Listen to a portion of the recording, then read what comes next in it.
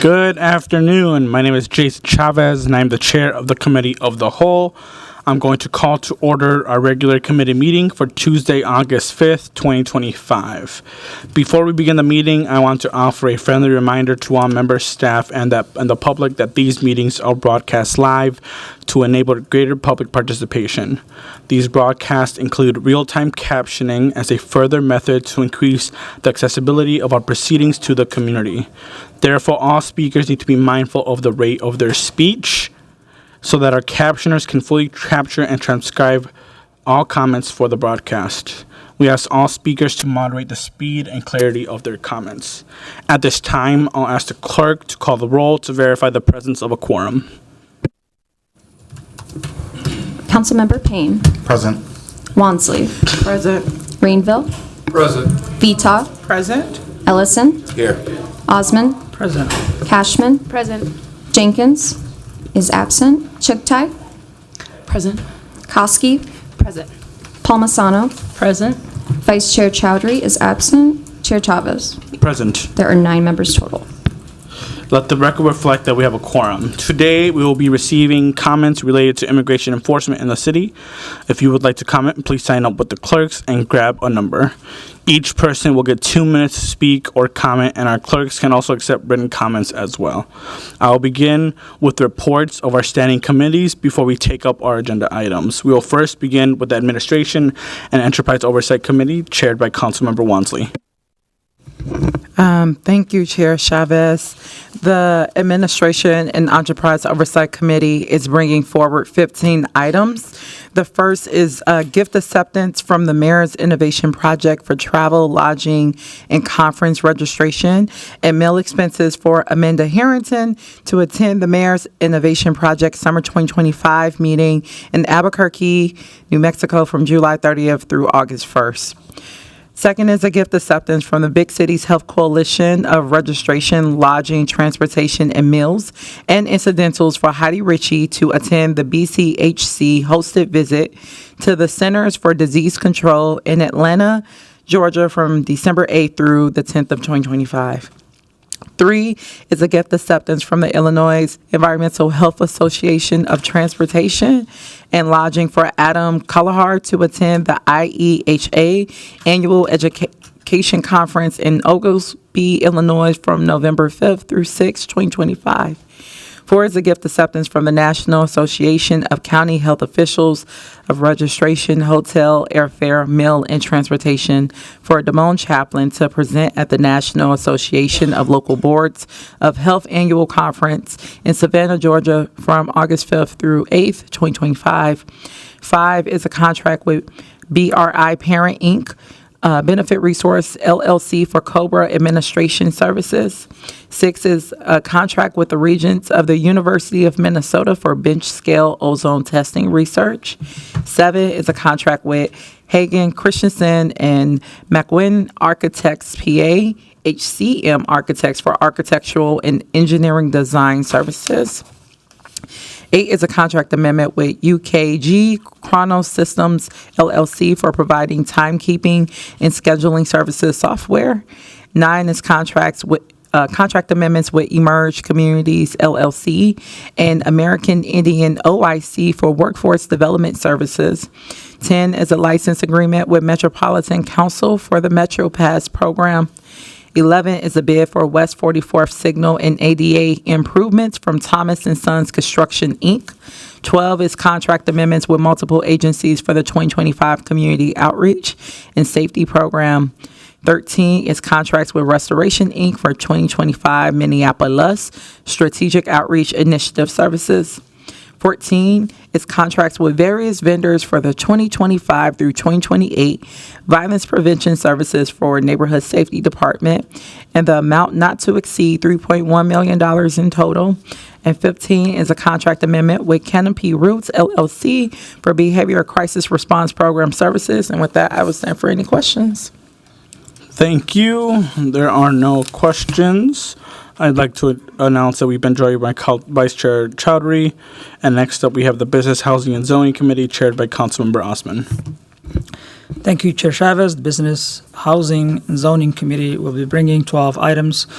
To the full council, item 1 is approving a liquor license for Lucky Shots Pickleball Club. Item 2 is approving a liquor and 2 a.m. license for La Donna. Item 3 is granting an appeal to Port Minneapolis for the properties at 3601 and 3701 Washington Avenue North. Item 4 is approving 4 liquor license. Item 5 is approving 26 liquor license renewals. Item 6 is approving 1 gambling license. Item 7 is approving rezoning application from 1600 West Lake Street LLC to rezone properties located there. Item 8 is approving rezoning application from West Sam Sandball to rezone the properties at 2900 Clinton Avenue. Item 9 is authorizing ownership and opportunity fund loan to Plymouth Academy. Item 10 is authorizing consent to a lease assignment to Life Source Donation Services. Item 11 is authorizing a temporary construction easement for 1005 West Broadway to be in conjunction with the demolition at 1001 West Broadway. And lastly, item 12 is accepting and authorizing a grant from the U.S. Housing Department. With that, I will stand for any questions. Thank you. Thank you. There are no questions. Next up, we have the Climate and Infrastructure Committee, chaired by Councilmember Cashman. Thank you, Mr. Chair. The Climate and Infrastructure Committee is bringing forward 6 items this week. Item 1 is authorizing acquisition of easements from Little Earth Residents Association. Item 2 is authorizing an agreement with BNSF Railway for the 27th Avenue Northeast Railroad Crossing Improvement Project. Item 3 is approving a block event permit for the Downtown Minneapolis Street Art Festival, which will be August 9th through 10th. Item 4 is authorizing an MOU with BNSF Railway to store emergency response equipment on city property. Item 5 is adopting a report designating the 2026 citywide streetlight operations fee assessment and setting a public hearing for September 30th for those assessments. Item 6 is adopting a report designating the 2026 citywide street maintenance assessment and setting a public hearing on the same day, September 30th, for those assessments. And I'll stand for questions. Thank you. There are no questions. And lastly, we have the Public Health and Safety Committee with the Vice Chair, Councilmember Wansley. Thank you, Chair Chavez. The Public Health and Safety Committee is bringing forward 4 items. The first item is a passage of ordinance related to earned sick and safe time updates. This came out of committee without recommendation. Item 2 is authorizing a grant acceptance from the Minnesota Department of Health for a public health response sustainability grant to support local response to emergencies. 3 is approving an appointment to the Public Health Advisory Committee. And 4 is authorizing a memorandum of understanding with Augsburg University and the Aurora Center for a DOJ grant-funded project for prevention and intervention of sexual assault, domestic violence, stalking, and human trafficking. With that, I will stand for any questions. Thank you. There are no questions. Now we will be receiving and filing the requested after-action review of the city's response to federal law enforcement action on June 3rd. I will have the City Auditor, Robert Timmerman, and Internal Auditor, Ryan, for the presentation. Welcome.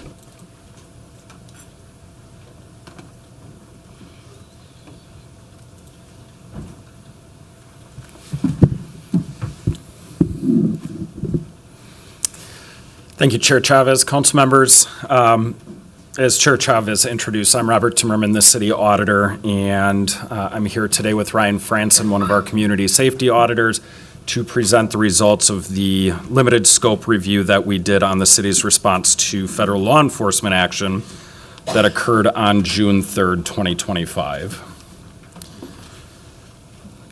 In brief, we will be going over why audit was asked to perform this review and the benefits of having an independent and objective body do so.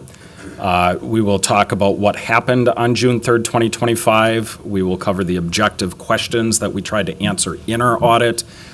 And we will outline also what we did as a part of this review. And then finally, we'll cover some of the recommendations that we've developed for the council to consider, but also for the administration to consider. We'll make sure to leave time at the end for questions. So why the city auditor? It is my duty as the city auditor and my obligation to conduct examinations of city operations to improve the management of city policies, functions, and programs. Our office does so in a manner that is independent and free from interference or undue influence that might adversely affect our opinion. My personal mission since starting in February, which I've broadly shared since then, is to help rebuild and strengthen trust in city government. Providing factual, unbiased, non-political reviews that are free from influence, whether real or perceived, is fundamental to strengthen trust with members of the public. Audit is the logical place to perform this review since it is the only function across the entirety of Minneapolis city government that has been established by the voters through city charter to be an independent evaluator of activities across the city. Further, the Office of City Auditor has jurisdiction over City Council and over each board, commission, committee, department, officer, employee, and other agency or agent who must cooperate with any audit or inquiry and furnish any information that the office requests. The Minneapolis Audit Charter requires, amongst other things, that my office conduct investigations of alleged or suspected impropriety and provide required reports to appropriate authorities. In this case, we're reporting to the Committee of the Whole.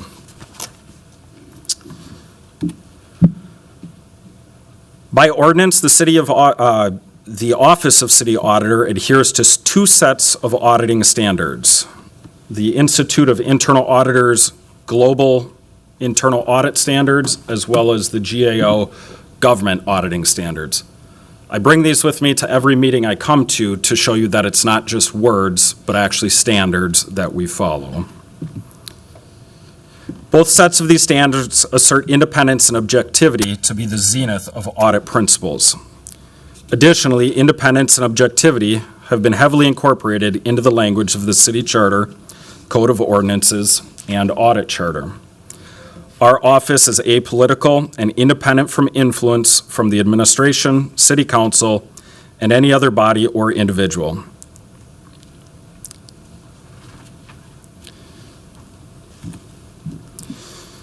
I want to quickly cover the state law that we need to follow up until we release an audit report.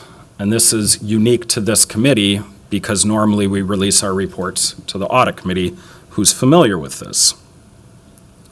We must be considerate of who we share information with prior to a report's release, be mindful of how and when a report is published, and for these reasons, we're very pragmatic in our pre-publication communication plan to protect the integrity of information in our reviews. The report and this publication, or this presentation, should soon be attached to the public record RCA, if they're not already. That they will be on there. We also have copies that are available in the room here. Traditionally, we seek a written response from our auditee. In this case, being a limited scope advisory review, we chose not to, knowing that there would be an opportunity for response at this meeting and in the future.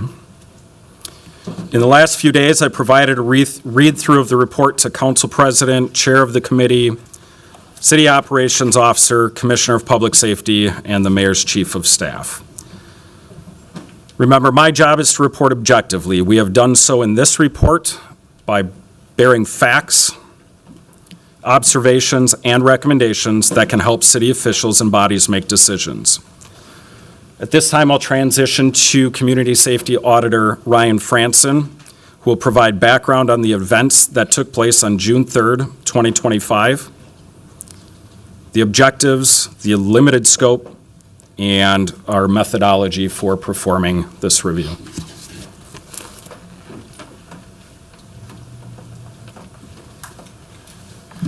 How are we doing on volume here? I'm super tall, so I just want to make sure you can hear me. Good? Okay, cool. Name Thank you, City Auditor Timmerman. My name is Ryan Franson. I'm a Community Safety Auditor with the City Auditor's Department. I do know some of you. It's nice to meet everyone, finally. I'm going to go through the background first.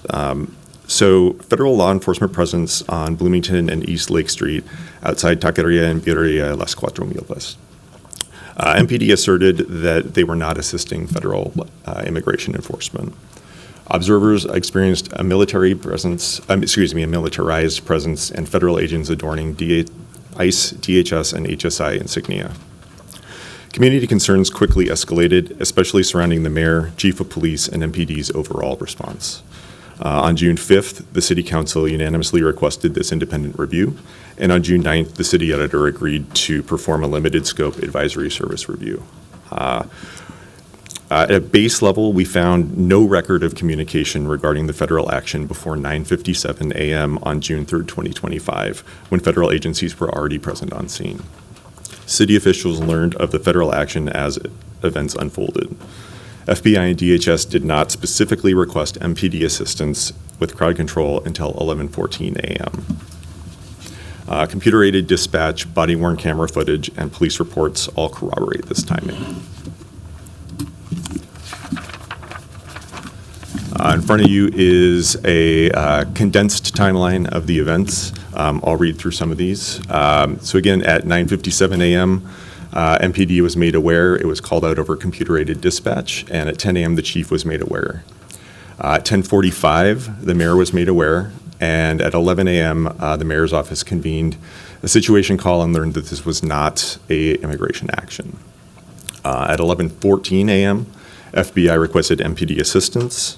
Around 11:30, MPD officers arrived to assist. Some officers did arrive a little bit beforehand on an individual basis, but broadly speaking, they arrived around 11:30. At 12:39 p.m., a civilian injury was reported. At 12:43 p.m., MPD posted information about the action on X. At 12:47 p.m., the police chief arrived on scene. At 1:15 p.m., the mayor convenes MAC, the multi-agency response. At 1:50 p.m., a city council was notified. And at 3:54 p.m., there were 2 arrests for obstruction.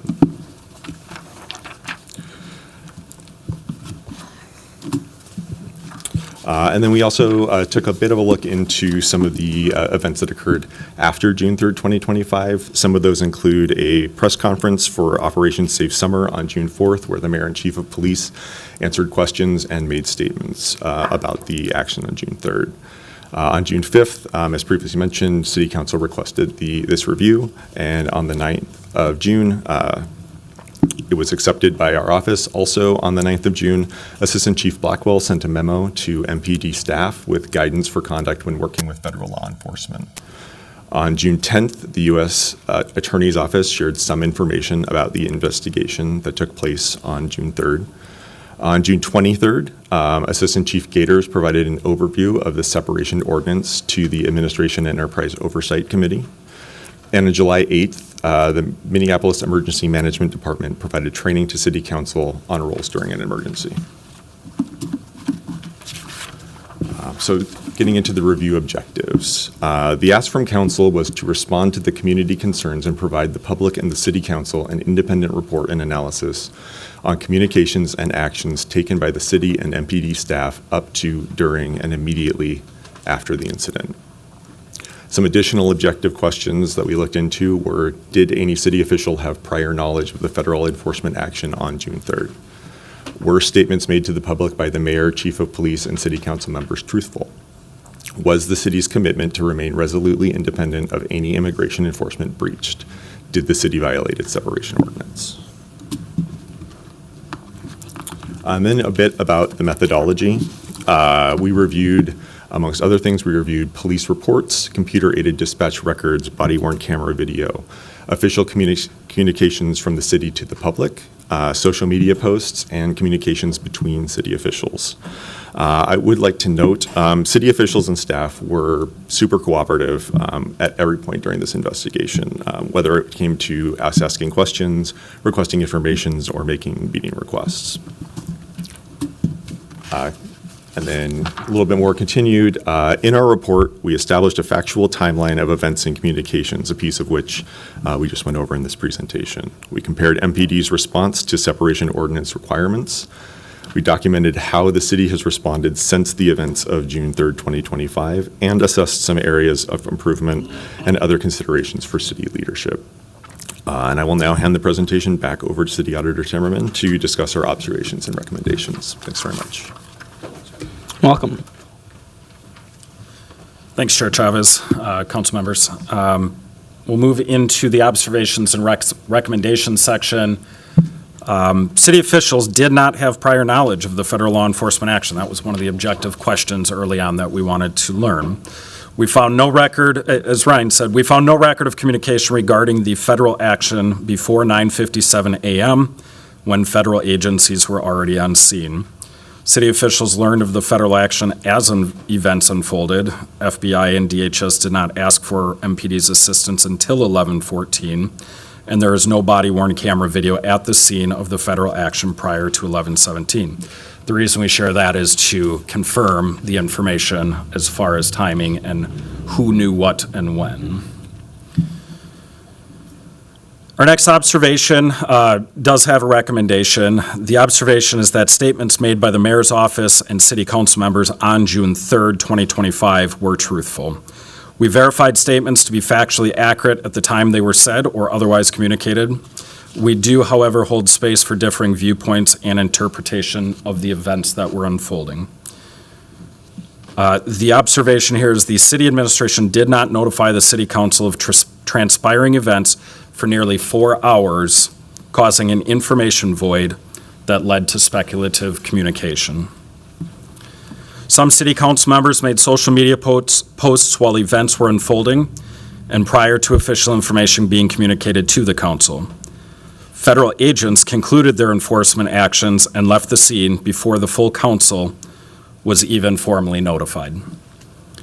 Council members were left with a void of information and an urgency to respond to constituent concerns. Our recommendation is that the City Council and the Mayor's Office develop communication sequencing protocols to notify council leadership during incidents of great public interest, especially those that could lead to civil unrest. I wanted to highlight a few items from the presentation. I just read that council members were left with a void of information. But to further expand on that, we believe that improvement in communication across both branches of government and updates to the ordinance are overdue and increasingly urgent. The efforts will provide better clarity for city staff and protect the best interest of Minneapolis residents. All right, moving on, the city did not violate the separation ordinance. This incident demonstrated a need to better prepare a united response to a real or perceived federal immigration action.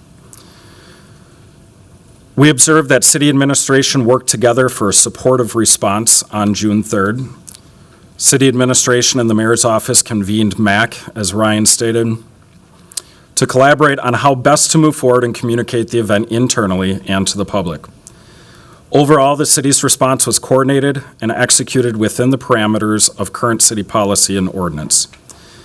Communications were drafted and distributed, and response was coordinated in a collaborative manner. The chief of police made his presence visible on June 3rd. There has since been debate about the appropriateness of his presence.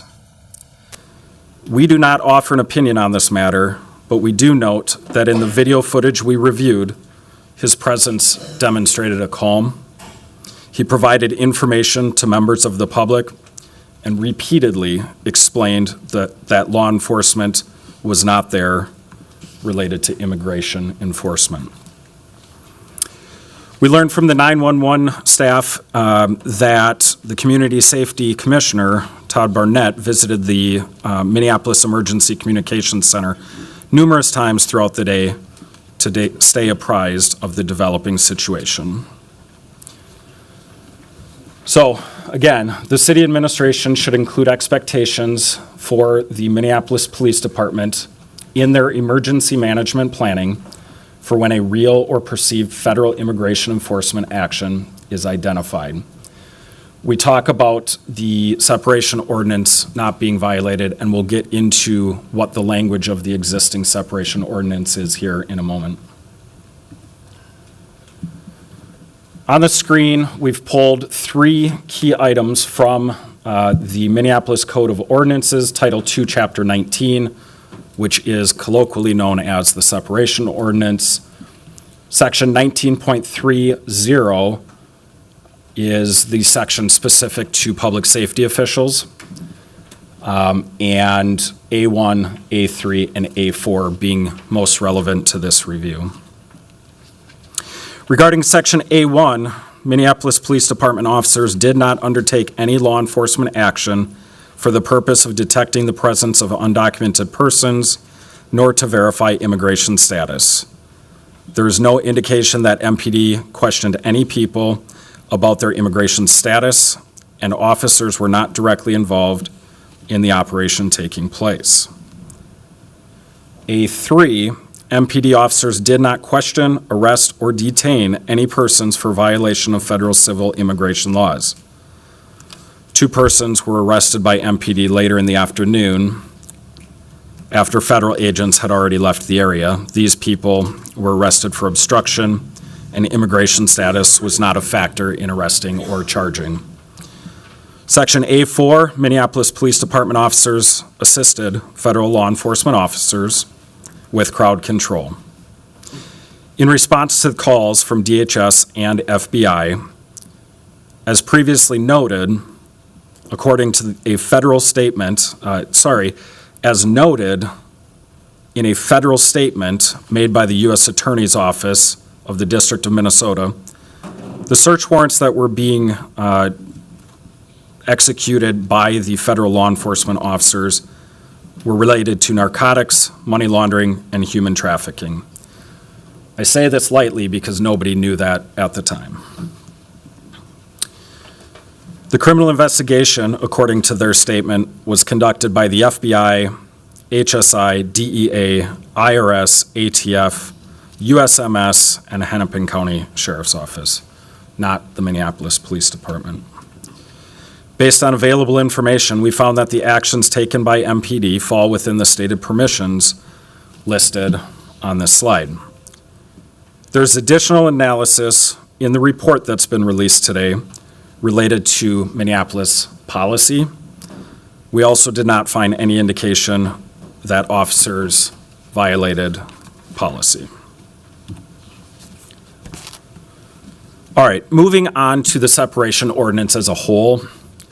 The ordinance was first adopted long before before the creation of ICE, and it has not been updated significantly since its adoption in 2003. We recommend that the City Council review the separation ordinance to consider potential updates. I have more thoughts on that are in the report, but we need to be mindful of the mechanism in which we make those updates, considering the council's authority and jurisdiction. So that is why the statement is that it should review the separation ordinance. In reality, the separation ordinance is outdated, and whether it's the ordinance itself that's updated or some other mechanism, there needs to be clarification in expectations. Additionally, the police department should update its related policies based on information we share in this report.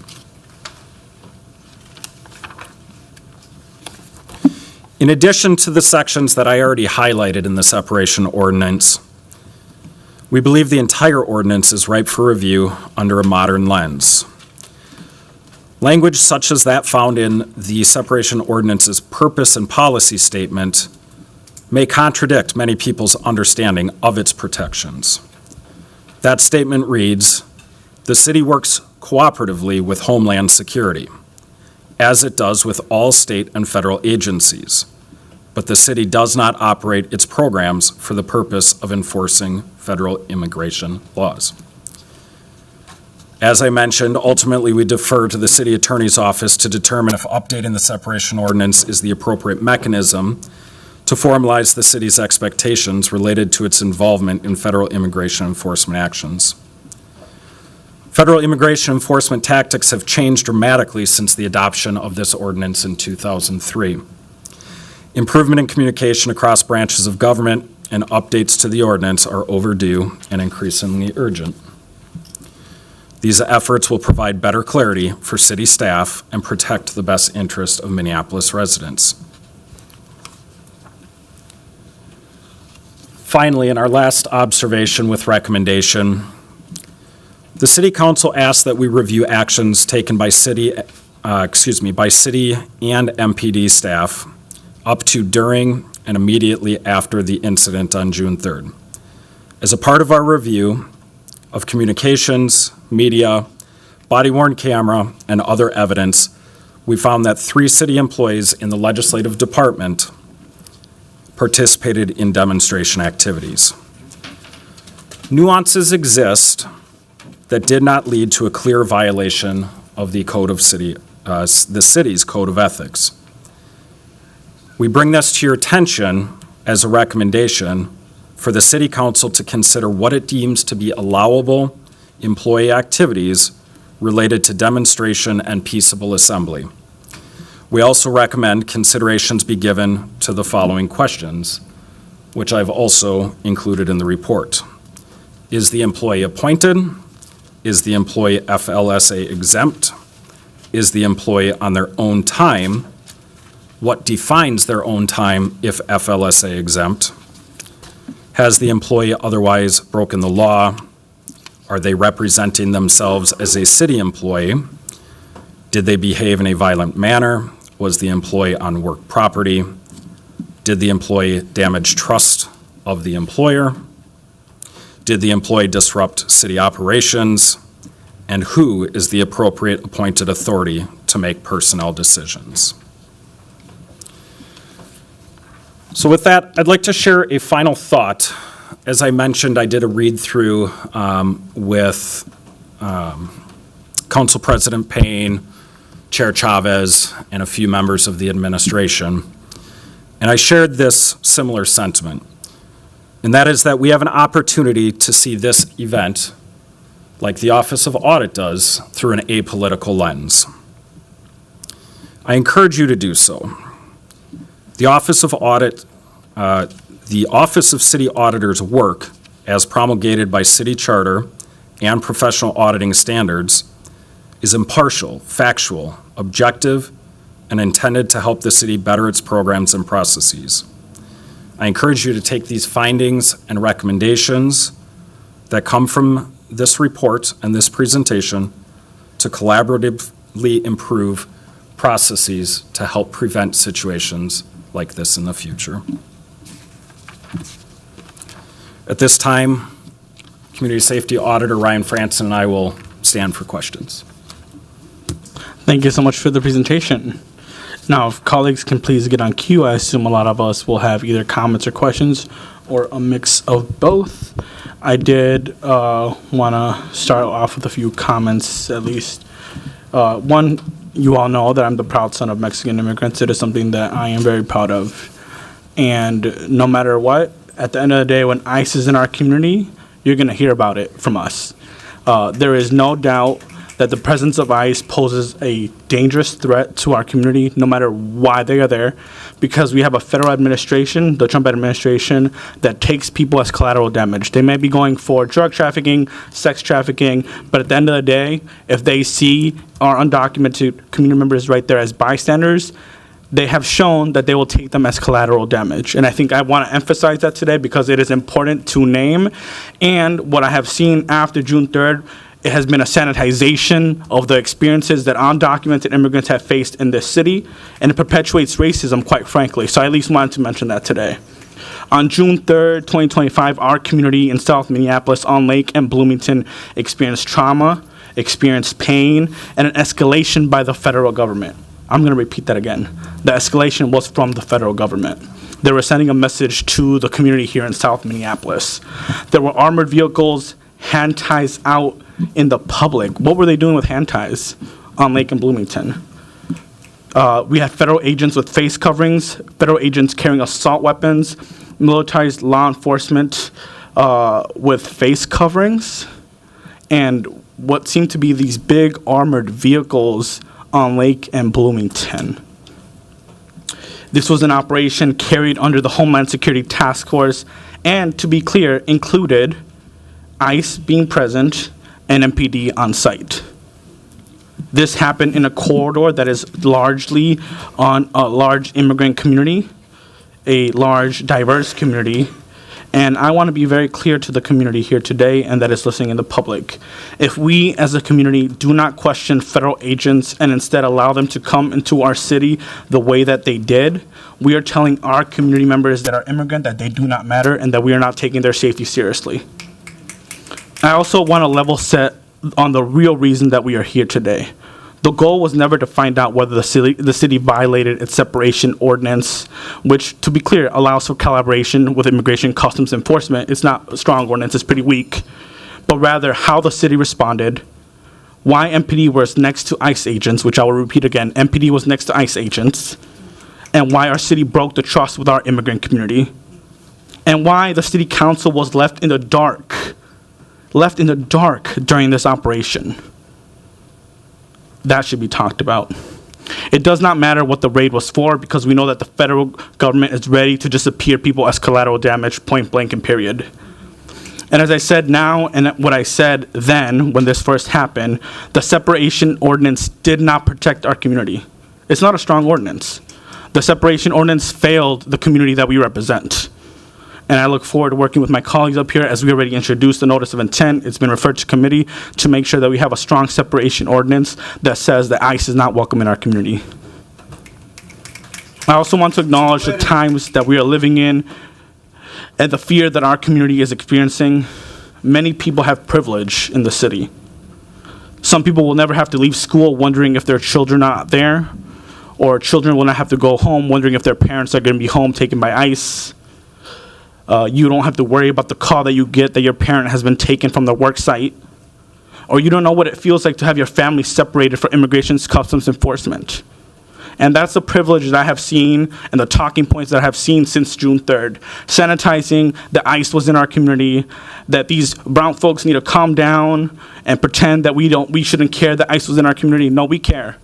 Because the moment ICE is in our community, we're going to tell our community that they are there. Because we are not going to accept collateral damage. We are not going to accept bystanders being taken by a rogue agency that does not care to protect our undocumented community who help run this country. The report, after reading it, it talks about that ICE agents were present for this federal action. And I'm going to repeat that because I know there's questions about that. ICE agents were present for this federal action. Anyone who says that we should not be spreading awareness that ICE was present is complicit with the out-of-control Trump administration. And anyone who said that elected officials spread misinformation should retract their statements. First off, this report proves that comments of misinformation were false. And I will publicly ask the chief to please retract his statement again. Secondly, putting the escalation on community members and on those who showed up sanitize what actually happened in our community. The highly militarized federal enforcement action with poor and late communication from the mayor's administration to the city council and to the community was irresponsible, lacked cultural competence, and it perpetuates and normalizes systemic racism of who matters and who does not. City communications records show that the full city council was notified through official city channels at 1:50 p.m., nearly 4 hours after the chief was notified, and 3 hours after the mayor was notified. Should the public have been told that information in a timely manner, the situation would have unfolded differently. Would you and to the public want to know that the city, your city council members were officially notified that much time later? I don't think you would. The report even says that council members were left with a void of information and an urgency to respond to constituent concerns. Emails between constituents and council members who were on the scene showed broad support and gratitude for their presence. Many of us showed up on scene, hearing the stories of our constituents after receiving calls, emails, you name it. because they wanted us to see firsthand how our constituents were treated. And if it wasn't for many of us showing up, folks would have never known that ICE was present in our community, and that presence would have been sanitized, to be very clear. We now know that the city of Minneapolis was first made aware of this action at 9:57 a.m. on June 3rd. Homeland Security Investigations was cited, and that should have been, to be very clear, an immediate red flag and an immediate reach out to the community, council members, and immigration justice advocates. I proudly represent the 9th Ward. I proudly represent Lake and Bloomington. It is home to a large immigrant community, and the fact that there was no communication after knowing about this before 10 a.m. is alarming, to be very clear. Why is it that we don't find formal communication until after 1 p.m.? That's irresponsible. We should never leave people in the dark, and that needs to be addressed. And I hope that's what we can address in the separation ordinance.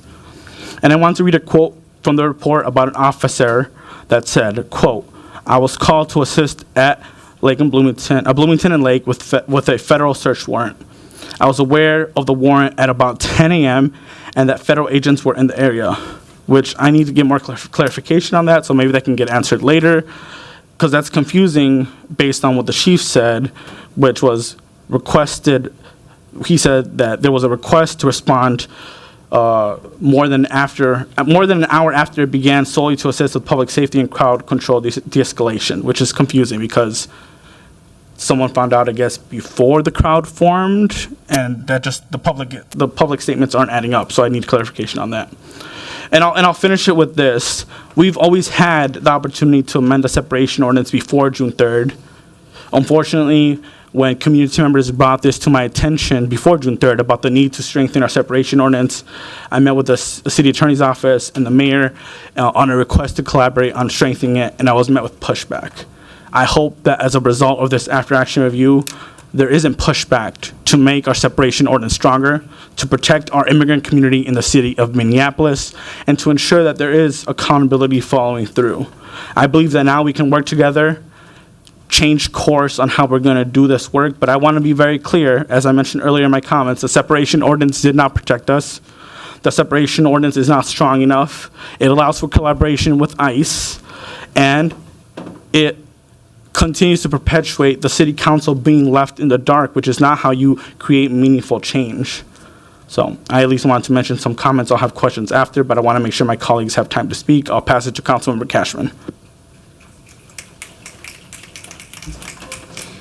Thank you, Chair Chavez, for all your spot-on comments and also for being there that day. I know it builds a lot of trust in community for the council members and council staff and other community members who were there that day to really put their bodies on the line to protect our immigrant community. So thank you to everyone who was there to stand up for our Minneapolis values. I have a few comments for Auditor Timmerman because I am very concerned reading this that no council member was included in the initial information channels. And that council was not notified until 1:50, nearly 4 hours after the chief and 3 hours after the mayor. After this, we did have a NIMS training with the Emergency Management Department and learned about the JIC, which is a Joint Information Process. And so I'm wondering about the difference between the MAC, which is the Multi-Agency Coordination, and a JIC in terms of the authority to establish one. That's a question that I have not had answered. Who decides when a MAC is established, when a JIC is established, and the participating departments? Because as you see clearly in this, it has 7 departments listed, and not a single one of those is the city council. And we all have, 5,000 subscriptions on each of our newsletters alone. So it's the best vehicle to communicate with residents is through city council, who are elected to serve a smaller unit of the city for that purpose. So did you, in your review, compare a MAC and a JIC process in terms of who's on it and then their authority to be established? Chair Chavez, Councilmember Cashman, the presentation that you received from Director Sayer from Emergency Management, I did meet with her. She provided me a similar walkthrough of the slides in the presentation. Unfortunately, I don't have the expertise in the distinction between MAC and JIC. My understanding is that MAC is more when there are multiple agencies outside of just the city of Minneapolis, but both are intended to pull decision makers together, and both, from what I've seen in this review, lack a mechanism for informing and communicating with the council. Okay, thanks for kind of echoing what I am seeing to be true in both processes as well. I think the city council needs to be involved in decision-making, and I think it's undemocratic for the administration to be leaving us in the dark. And so I hope that that's changed going forward with both the MAC and the JIC, and so I will make that comment to Director Sayer as well. And then another question I had for you was something that I heard from residents who were there that day, was whether MPD officers were covering their badges.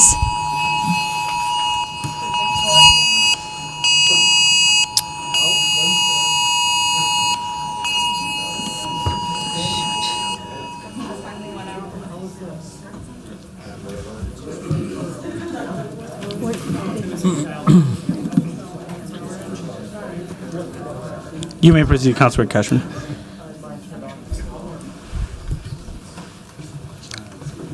Yeah, that's the question that I had, if any MPD officers had covered their badges that day. I didn't see any evidence of that. I know that Ryan looked at the body-worn camera and would have a better understanding. Sure. Chair Chavez, Councilmember Cashman. I did review a lot of both still images and body-worn camera video from that day. Over the course of that review, I didn't see any instances of Minneapolis police officers covering badges, or I didn't see that in any images. I think that it's, of course, a valid concern. It's been an issue in the past. I also heard a number of times where someone was asking an officer for their badge number, and they did provide it to people. So it's something that we didn't see over the course of the review, but is difficult to verify without, any amount of doubt, because there was a lot going on that day.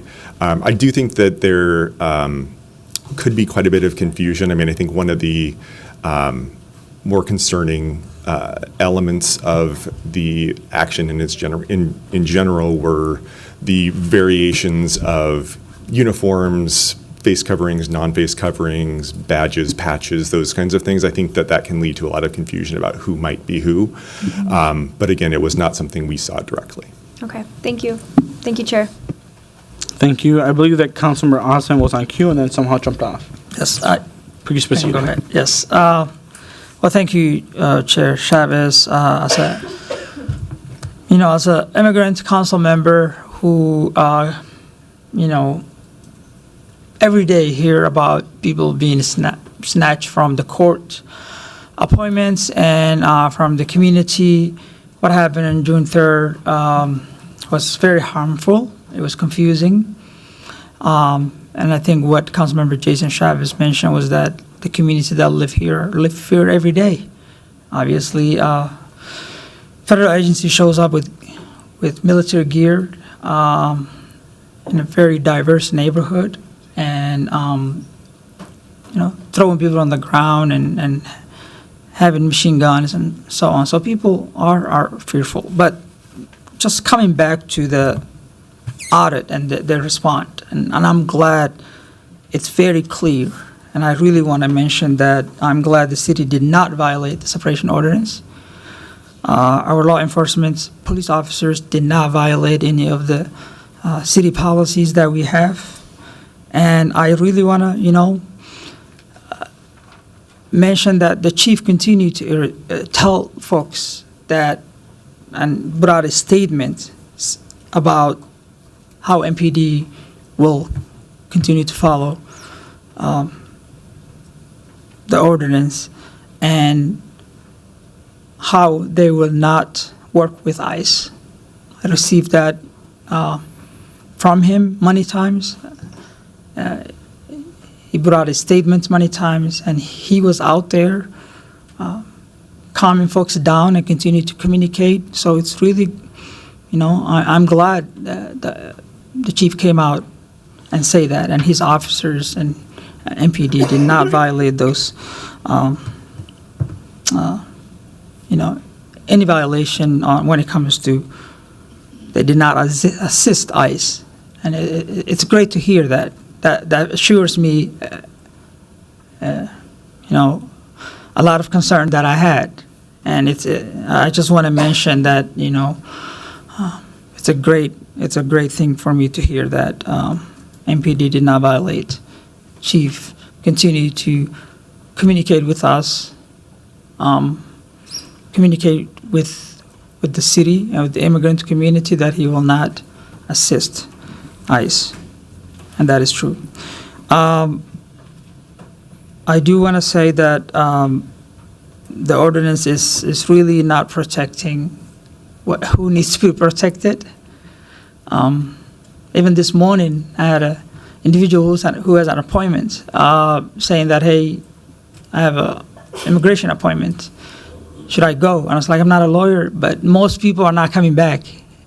And that is the fear of the community that we're facing. So it's obvious that as a council members who represent the community, who speak the language, who the community trusts, we should be able getting communication. We should be able, especially Councilmember Jason Chavez should have got the first call when the mayor team were gathering and putting that information together and just communicating with that, because he is the voice.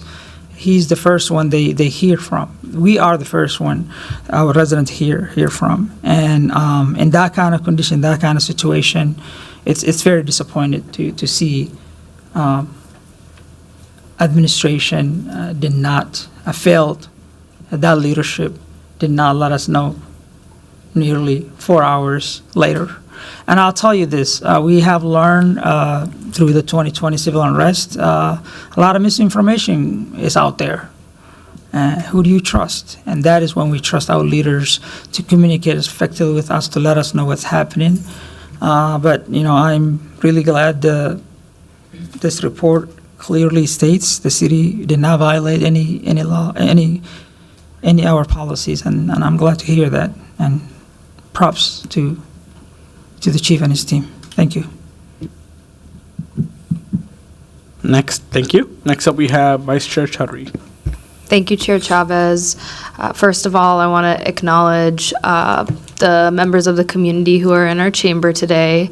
And for those that are following along online, our chambers are packed. There are many individuals from our community in the overflow, which just showcases how important the issue of protecting our immigrant community and taking care of our neighbors and ensuring that the city of Minneapolis is resilient, like how important it is to our community. So just thank you so much for being here. Thank you so much for caring. Thank you so much for all of the outreach that you have done to my council office, to others on June 3rd and every day before and every day after.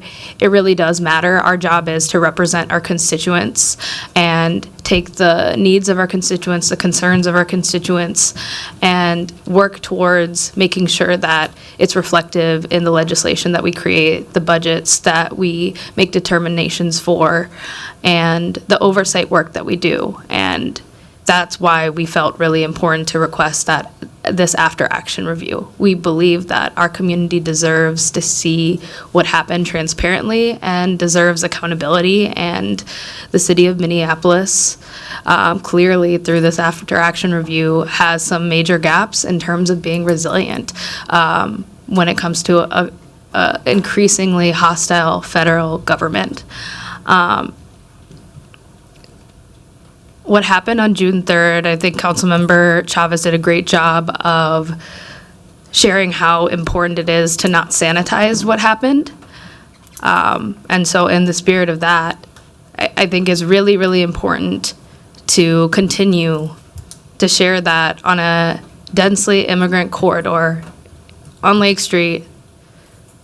We saw armored vehicles, heavily militarized federal agents, ICE, HSI. We saw individuals with large weapons.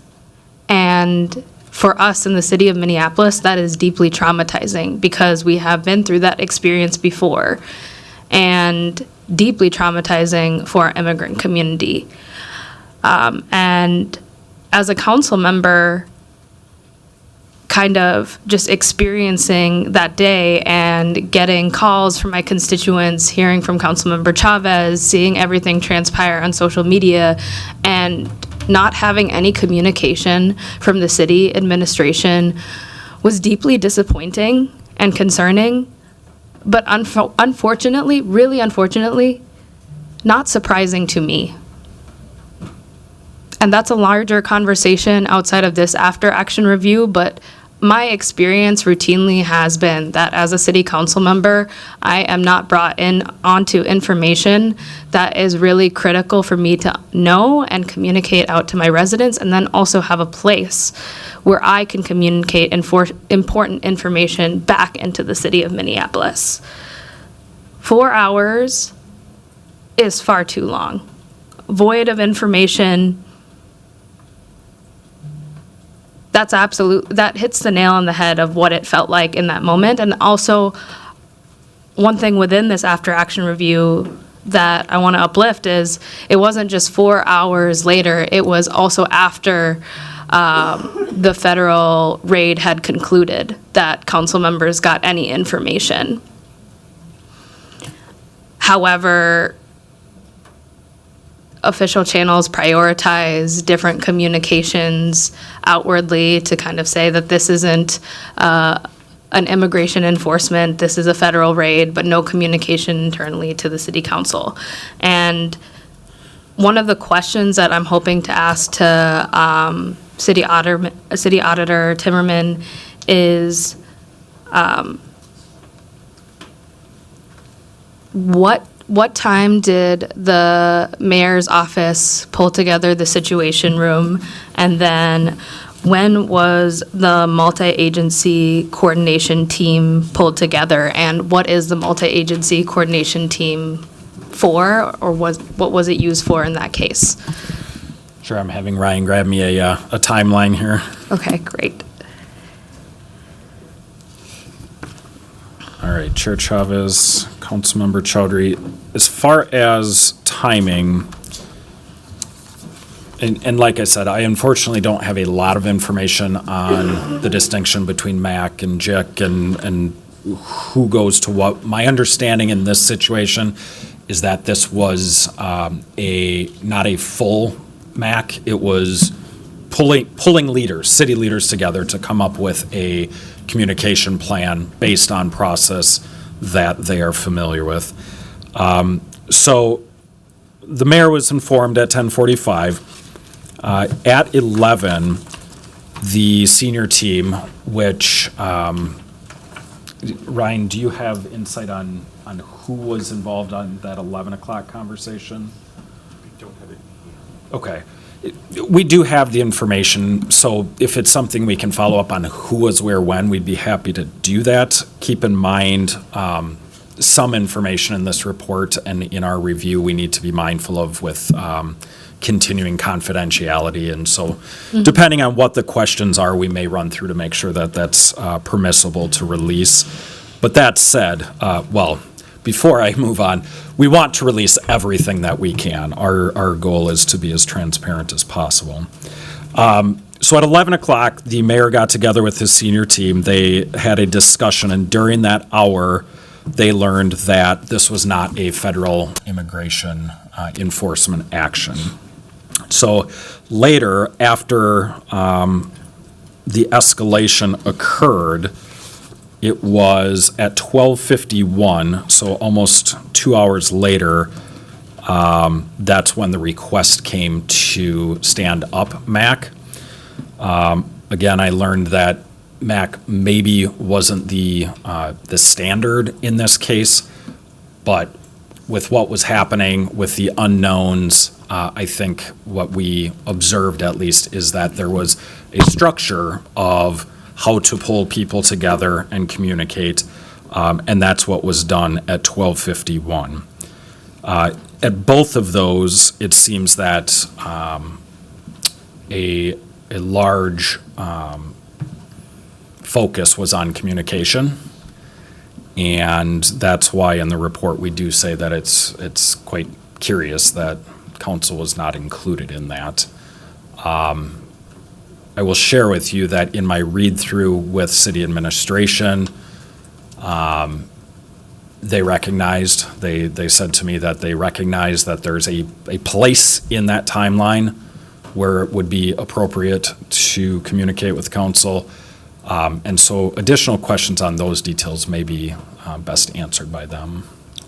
Thank you. And just kind of following up on that, in the report, it says, the MAC is a group consisting of several city departments to collaborate on how best to move forward and communicate in the event internally and to the public.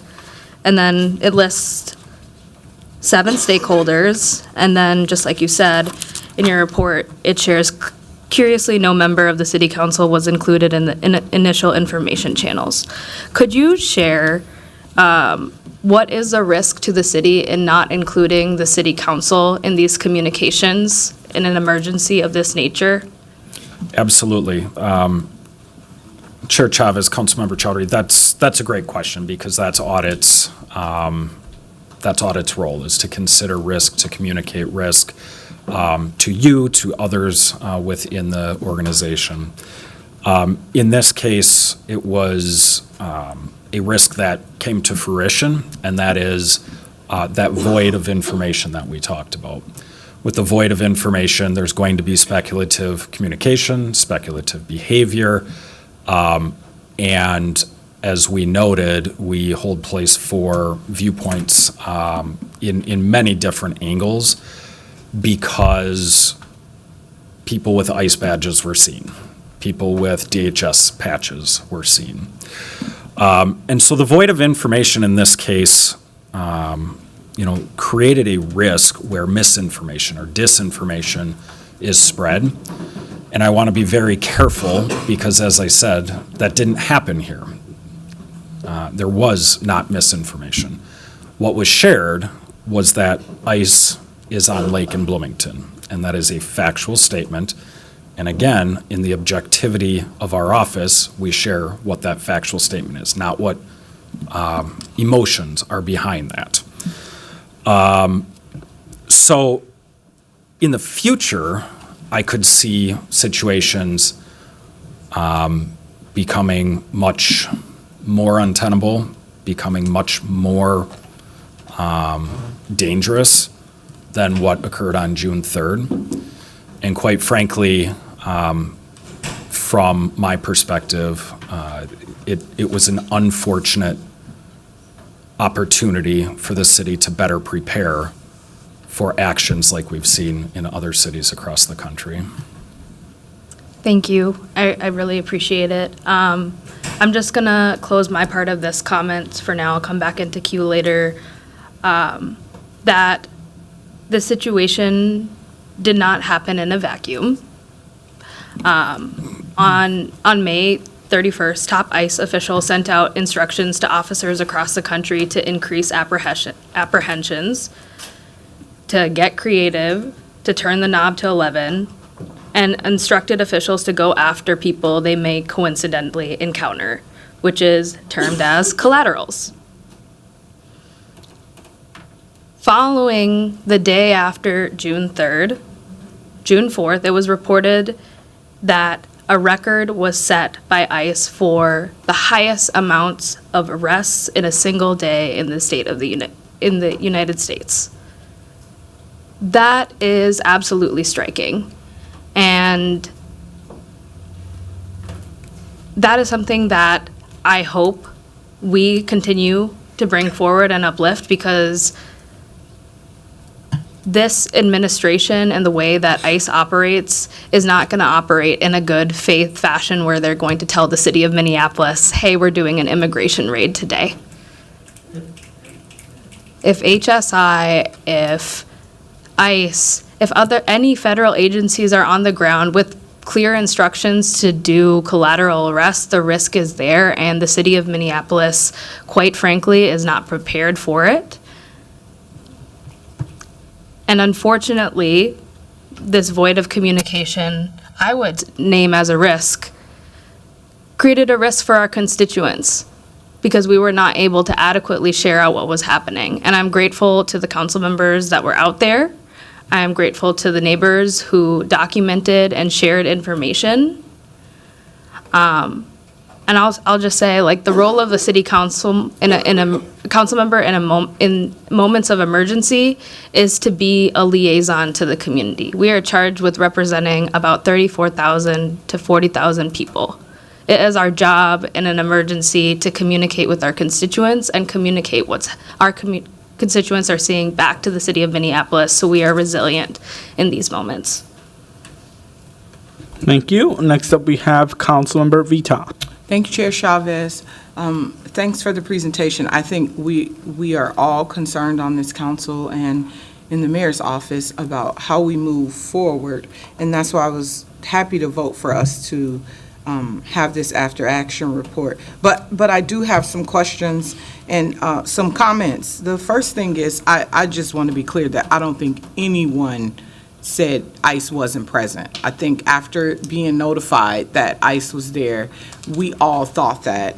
But I also think getting verified information takes time. It's not a quick thing. I had someone reach out to me from my ward who was concerned, and I said, let me call you back later. I don't know what's going on. It's going to take some time.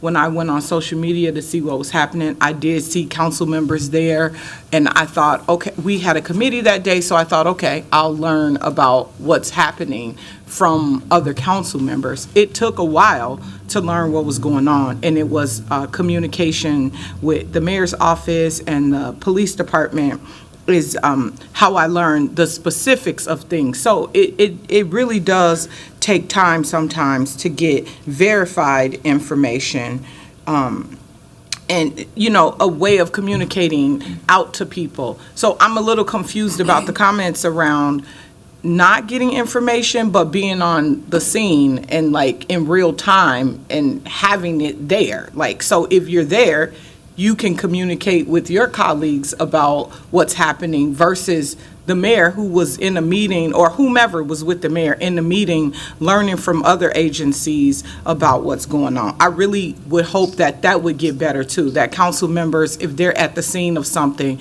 would communicate better with other council members about what's going on. That's a piece I feel like is missing too. There are people saying they were on the scene, they were there in real time and seeing what was happening, and as a council colleague, I didn't hear from them what was going on in real time on the scene.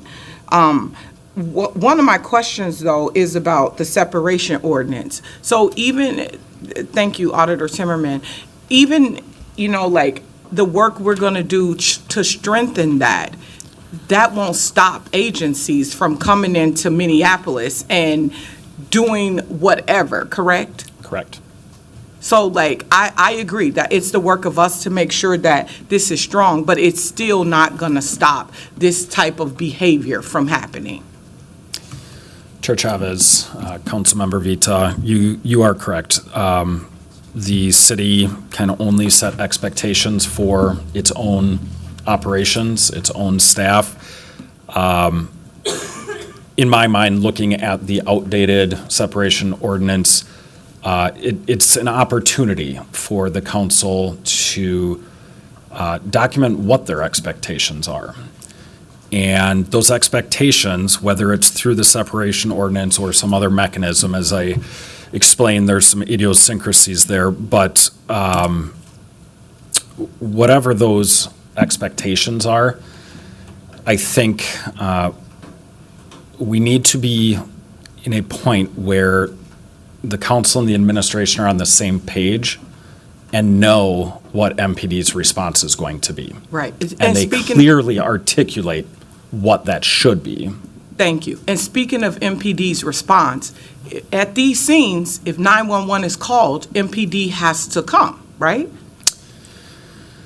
I don't know the answer to that, but I definitely need an answer to that question, because it is my understanding that, as scenes, things unfold. It's not just about what's happening. There could be something else happening. And if MPD is called, I was told they have to come to the scene. If someone there calls 911, they're coming anyway. So there will be MPD there potentially.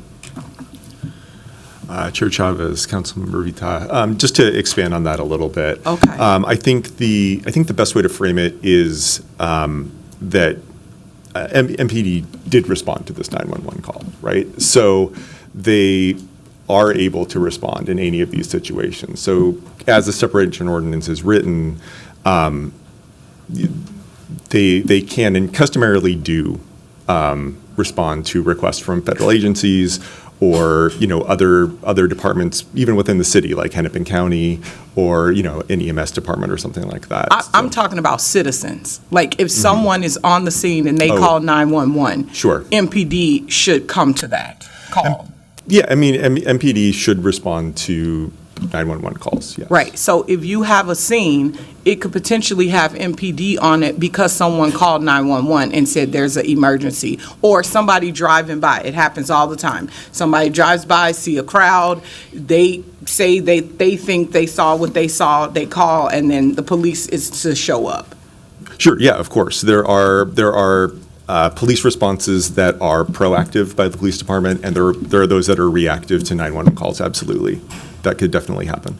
Okay. And then the separation agreement and the MPD policy are two different things. And I was told after this that the MPD policy is actually stronger than the separation agreement. I would have loved to see a lot more about that in this report. Can you speak to that, please? Sure. Chair Chavez, Councilmember Vita, thank you for the question. We do, in pages 13 through 16, we highlight the two policies that we believe to be most relevant and most parallel to the separation ordinance. And the latter of the policies actually discusses ICE. And it clearly has been updated more recently than the separation ordinance, which has not been updated to include ICE, DHS, HSI. So is this just about ICE, or is this about all federal agencies? Because ICE is only one agency, but there's a lot more agencies that could come into Minneapolis and do same or similar things.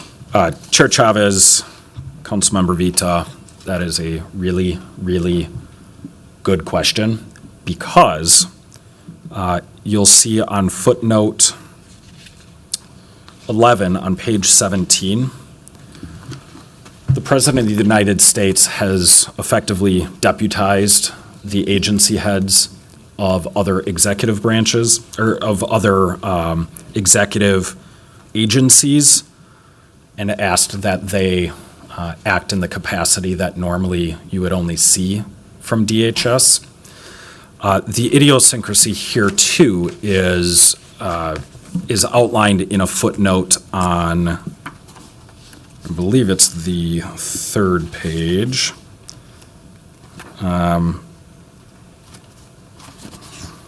Nope. Page 6. The distinction between DHS, ICE, HSI, ERO, it's an important distinction, but it seems to me that it is this distinction that more and more is only on paper because of this deputization of others within the federal government. Thank you. I just want to close with this. This terrible moment in our city has clearly caused some division that we don't need right now. This is an opportunity for the administration, for the council, for the community to come together and figure out a plan on how we're going to fight the federal government. The plan should not be this. The plan should be us working together. I heard from so many community members that were scared because of communication coming from what I feel like is the right side of things, not just, what it could have been or what it looked like, but terrible communication. That's what we have right now. We have an opportunity to make sure we put out the right information so people are informed, so people know how to act and react and what to do. What this has done in my ward in particular has made people hide. I am afraid for people who are now scared to leave their houses to go get resources and certain things that they need. It wasn't before this incident. This incident made people even more scared. I heard from businesses who said, our businesses have lost so much business because of the misinformation that went out about this incident or what people thought was happening. This is a moment in which we can come together as a city, work together, make it better, ensure that immigrants in Minneapolis feel safe no matter what. It's our duty as elected officials to give out the right information, to take the time that it needs to make sure we're understanding what's happening, and so we communicate that better. I'm glad that we have this report because it shows us where missteps were. We're all responsible for this. No one is not responsible for making sure that people get the right information, that they feel. This is a huge public safety issue for our immigrant population, and it's our job to make sure that we make it better. This is not okay.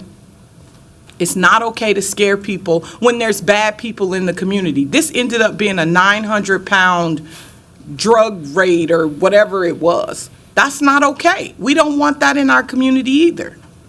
And so we got to work together here. We got to make sure we're putting out the right information. We understand, and they're never going to tell us in advance, hey, we're going to go over here in the morning and do X, Y, and Z. It just doesn't happen that way. So we have to make sure we're working together. Council, mayor, clerks, auditors, whomever.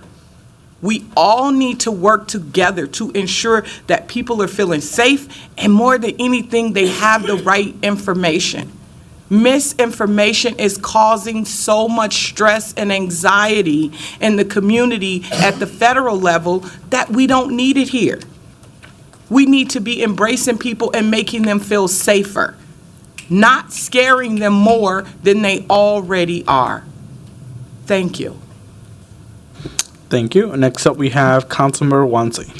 Thank you, Chair Chavez. I just want to reground the conversation back to what's at present, and that is to absolutely uplift that June 3rd was deeply traumatizing for residents, and for many, this was something that was already anticipated. And I want to be clear that community members and some council members saw these kinds of situations coming long in advance and actually tried to work, as Councilmember Chavez highlighted, try to work proactively with the Mayor Frye administration once Trump took office in January. And I know my office received several questions from constituents about how the city would be responding from attacks on our immigrant communities. And many highlighted a particular concern of the role in which MPD would play in their role of enforcing our separation ordinance or unintentionally being complicit in carrying out immigration enforcement activities. And I actually want to read a section of an email that I received from a resident that stated, I am concerned that our judicial system is not going to be able to stop the illegal activities of the Trump administration, and I am wondering how law enforcement is going to respond when citizens take up this endeavor.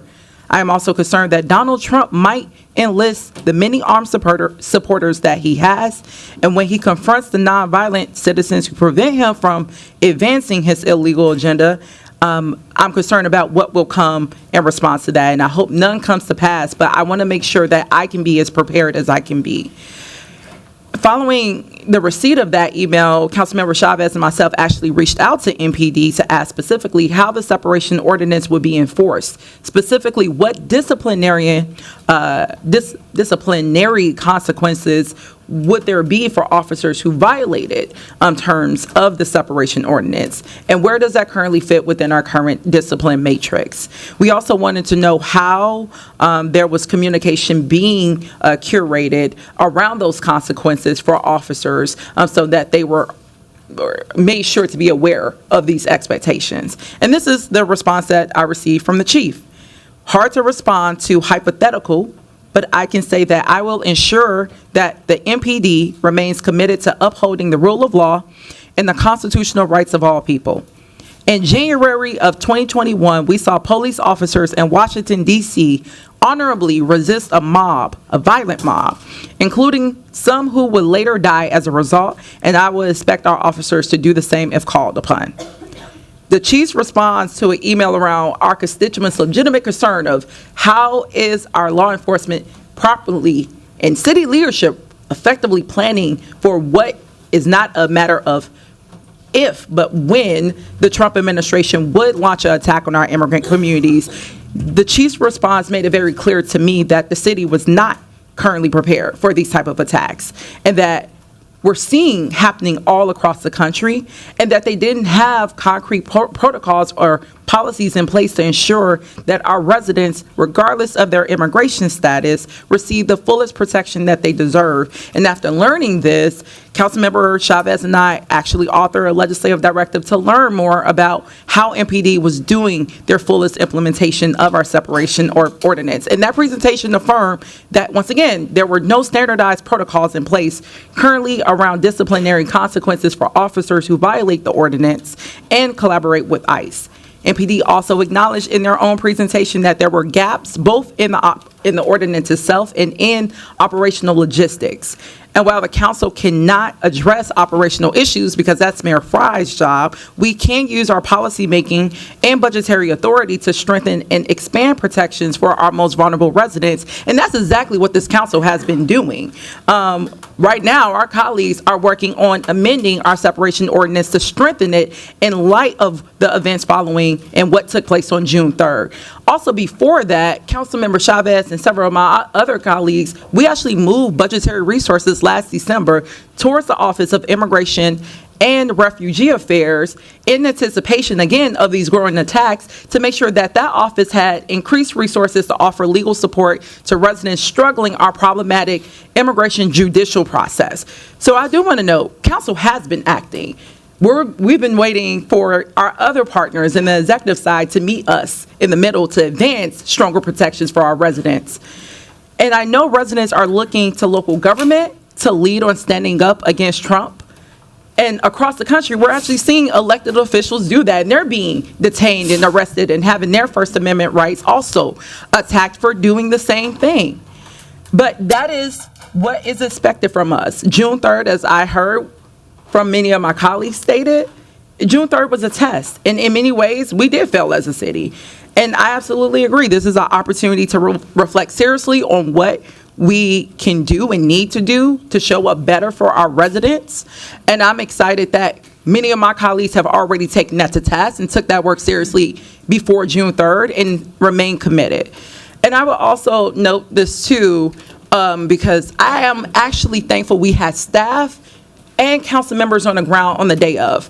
We've seen so far a continued repeating pattern with the city's administration when it comes to encampment removals, when it's come to shootings, police-related shootings of residents, where council often are the last body made aware of what is happening. Oftentimes, thank you to the Star Tribune, that is our source of learning in real time what is unfolding with the rest of the public.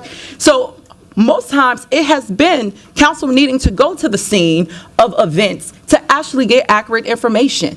And that's actually where I got my information. Thank you also, Mr. Timmerman. You featured my newsletter in this report, 5:19 p.m.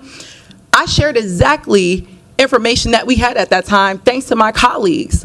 So I actually did receive in real time updates from colleagues about what was actually unfolding. But what happened in response to that and us putting that information out, and what was even just repeated now on this body, is that we were discredited. We were called and told we were sharing misinformation.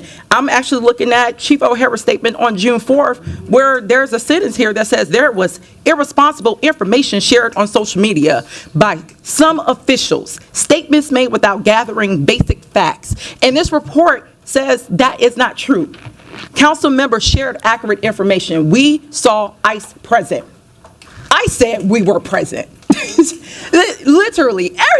So we were discredited and attacked for actually sharing accurate information with our residents who had every right to be concerned and anxious about having military-grade vehicles in their neighborhoods at 9 in the morning, and knowing that this was coming under the orders of the Trump administration, and then seeing MPD officers be proceeded to escort these federal agents into their community to justifiably expect harm to be committed. So I just also want to put to bed, we did share accurate information, and I'm glad repeatedly it's put in this report that misinformation was not espoused by this body.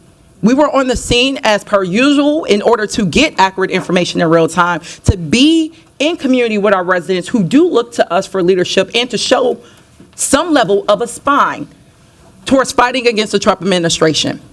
And I am thankful for my colleagues for repeatedly doing that, regardless if it's for our immigrant communities, for our Black communities, when they're also being attacked by racist policing, or when our unhoused neighbors are facing encampment removals. Our colleagues show up time and time again alongside our communities, and I am so grateful for that type of leadership, and that's the leadership that's going to be needed in the current times that we're in. So thank you. Thank you. And next up, we have Councilmember Palmisano. Thank you, Mr. Chair. And thank you for this opportunity. I have several comments about the actions of June 3rd and the follow-up, but I first also want to acknowledge the real fear that's experienced by our residents that has gone far past June 3rd here, especially our undocumented neighbors. And as I read this, and I just got this a couple hours ago, I'm still digesting it, I can understand the chaos at the scene that was exacerbated by a lack of information. But first, different than what previous colleagues said, it does say in this report that a council member is literally in the timeline as receiving information directly from MPD at 11:39 a.m. That wasn't 4 hours after this occurred. That was pretty quickly. And 7 minutes later in this timeline, it says he tweeted saying they lied. Communicating in an emergency is really important, and we sitting up here on the dais hold that public trust. One of the findings is that city administration didn't lie or violate the separation ordinance, and I think there's interest from all of us in strengthening that as much as we can, as much as we have authority to do from a city perspective. Another finding is acknowledging it took 4 hours to issue a formal statement. We could communicate faster. That's a really fair criticism of all of this. But to gather accurate information takes a while. Getting verified information takes time, and we've all learned this in our emergency training. The city clearly, and is verified by our auditor, says the city did not know what was going on, probably because the separation ordinance works both ways.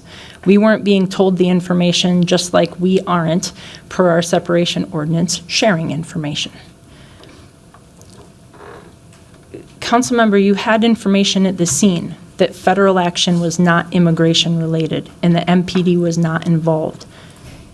At 11:39 a.m., I think we call that casual information. But then 7 minutes later, tweeting out they lied, the information that they said to you, Councilmember, and the MPD said, the city said, and they put out, they got it right.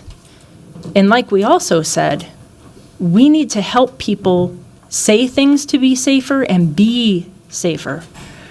In the report, and I'm not sure if the auditor shared this detail out loud here, but it's public as we publish this, it indicates that city employees from legislative staff were getting involved in these actions. And I'm curious, from the auditor's perspective, were they working for the city? Were they on city time? Did you investigate their timesheets as part of this review? Because like they do have First Amendment rights, but there are federal laws against being on a timesheet that you were working when you were instead on your own exhibiting your First Amendment rights. Chair Chavez, Councilmember Palmisano, thank you for the question. So we did a fairly thorough review of the information related to the employees that we mentioned in the report. The employees, and I want to be mindful because there is no recommendation for or statement that the ethics code has been violated, and so I want to be very careful in choosing my words here. But to tell you what our methodology was, yes, we looked at timesheets, and what I can tell you without consulting with the attorney is that the questions on the Section 3, the questions that are listed there are relevant to the review and what we think the council should consider based on what we observed on June 3rd. Thank you. And thank you for this report. This report also acknowledges that a council member did an op-ed piece. The mayor did a press conference. But it doesn't say that council members continued to spread a false narrative weeks later that I personally believe was very damaging and scary to the community. This report was good, but I need to acknowledge, and this makes sense because you're an auditor and the scope was narrow, that this incident didn't end on June 3rd. It would be notable that colleagues, as stated, put out formal statements in newsletters, social media, official government posts, perpetuating information that turned out to not be true.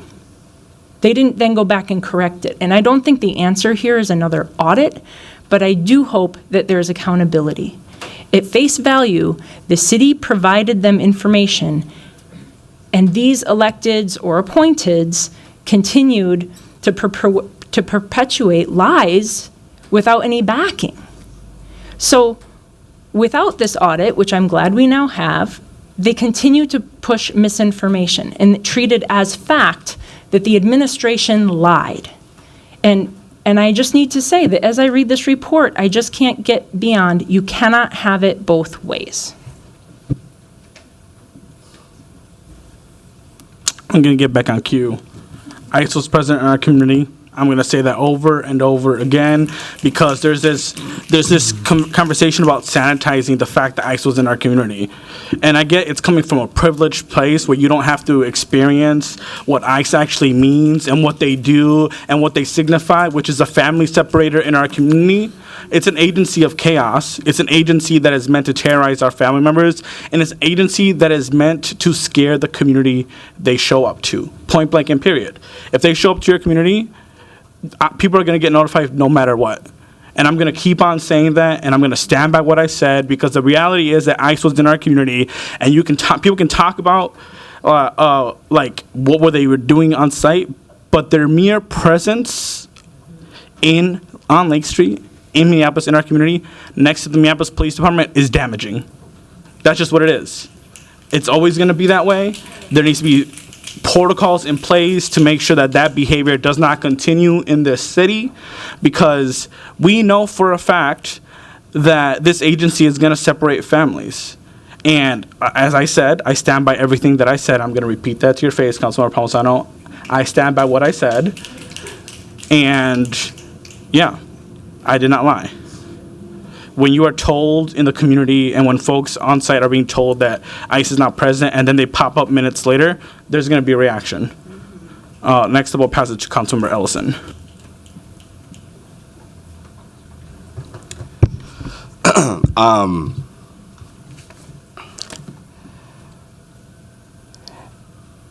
There was a question about the staff, the three staff that are mentioned here, about whether or not they were on city time. And at least from what I know, the three staff that are mentioned here, none of them were on city time. That's what I know about. That's what I know about the situation. And so I don't know why we got to dodge on that question, but that's my understanding, is that all of them were out and not on city time, on their own time, when they were out in the community. And so I think that's important to say for the context of this report, and so that it's not unclear. But the other thing that I will say is that given what we were seeing out in the community, it wasn't just about going out and participating in a protest. There's constituents out there who have real need in the community, and if council member staff were out there doing constituent service work, I actually don't think that would be an inappropriate use of their time. And so I just want to make that clear, and because of that, because we've got this action that's happening in the community. Sorry if I'm a little nasally. I'm recovering from a bug, but I actually look at these questions about the staff. Did employees damage trust? Did employees disrupt city operations? I think that these questions are leading and wildly inappropriate, to be honest with you. If I'm reading this report, and when I'm looking and I'm juxtaposing it against what we lived through and what we saw out there. And so I just think that needs to be said. The other thing is that we've spent a lot of time talking about the separations ordinance, but the separations ordinance, as far as I know, is not the source of what gave people the impression that MPD would not be working with ICE. The mayor gave a press conference stating that. That's what created that impression, not an antiquated ordinance. And so I don't know why the ordinance and whether or not the ordinance was violated becomes sort of like the main point of contention when it's not the source of where that impression was created. Now, I'm totally uninterested in finger pointing, right? I don't care. We can change the ordinance. We can create better definitions. We can, the mayor can outline further what he means by separation. But I don't want us to sort of sit here and move the goalposts, which I feel like we've done here by discussing whether or not the ordinance was violated, because the ordinance was not the source of where people got the impression that MPD would not be working with ICE. I think it's important to say. I think, we could all sort of flip through this document and sort of take our issues with it. But I do think that the one thing that's important to say is that the ethics code wasn't violated, not from our staff, which is the most important thing to me in this report. When we've got people who are brave enough, who work for the city, to go out there and put themselves on the line, put their time on the line, put their bodies on the line to defend neighbors, I don't think that should be reprimanded or scolded in a report. I don't think that's an appropriate use of city resources. So that's all I've got to say about it, and I'm happy to keep engaging in this discussion. But if there's if the conclusions of the report is that everybody needs to call each other a little quicker, I think that's I don't know why we have to have such a long discussion about this report. Next up, we have Vice Chair Chowdhury. Thank you, Chair Chavez. I'll just first start off by saying, if we're going to say that some of our colleagues are lying, you should bring receipts. That's it, because that's really unfair. I was a council member that wrote an op-ed, and it was titled "Top Leaders in Minneapolis Downplayed Threats to Immigrant Communities." Because the very next day, again, we saw a record number of arrests by ICE. And again, we had a militarized force on the ground. And again, collateral arrests happen. Like, you do not need to say we're going to do immigration enforcement if you're deputized to do immigration enforcement. We need to be ready to be in the reality of this moment in 2025. And I would write that op-ed over and over again, and you can go and read it. Because I did not lie in that op-ed. I also said in that op-ed that leaders were blame shifting and pointing fingers and shifting focus away from federal agencies, which I'm hearing up here today. And so I want to ground us back into that. As a city of Minneapolis, in this present moment, we do not have a proper protocol. We do not have a proper systemized communication channel. We do not have clear plans enterprise-wide on how we will be resilient enough to protect our immigrant community. It was said that our police policy is stronger than the separation ordinance. And I will just state, within the report, it says, permissible under the separation ordinance and current policy for MPD to assist federal agencies, this includes ICE. So that indicates to us that there are some major gaps here, some issues in resiliency. And going to the separation ordinance, why myself, Councilmember Chavez, Councilmember Chugtai, Councilmember Osman, Councilmember Wansley? Sure. She's been a big assist. Why we authored it is because it is an ordinance in amber. right? It is in a different time that does not meet this moment, 2003. And I want to make sure that doesn't get lost here.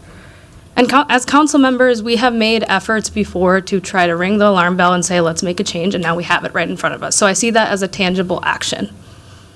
Our separation ordinance assumes that there's going to be a good faith federal government that's going to tell us, hey, we're doing immigration enforcement. That is not the case. Our separation ordinance in some ways assumes that immigration customs enforcement is only going to do immigration enforcement. That is not the case. Our separation ordinance does not have a mechanism in which if MPD is involved or the city is involved, how that's supposed to be reported and documented and collected and overseen. There are some really big questions here that we have to address. I just kind of want to close by saying, I hope everyone that came here today can take some time to take a look at the after-action review that's available in print copy here, but also now made available publicly online. I know we're in the age of social media and the age of scrolling, but take some extra time to read it and reach out to your council members, reach out to your mayor, and hold us accountable. Ask us to do better for our city with you, do better for our immigrant community members. There is a lot of power here to do so. And also, there is so much power at the executive level to arrange operations, to communicate with council members, to communicate with constituents, to put a procedure and a protocol together. As far as police policy goes, no city council member can legislate police policy. That is only the mayor of Minneapolis, and sounds like there's quite a bit of work to do there as well. So again, I appreciate you taking the time, your voices after this public hearing that will take place today. They need to continue to come to City Hall.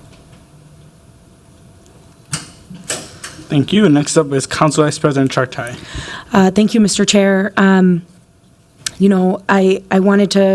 had a chance to confer with the city attorney about this right before, or right after the question was initially asked of the city auditor. But, there are 3 employees in the legislative department that are referenced in this report, and their actions or presence at the intersection of Lake and Bloomington on June 3rd is referenced.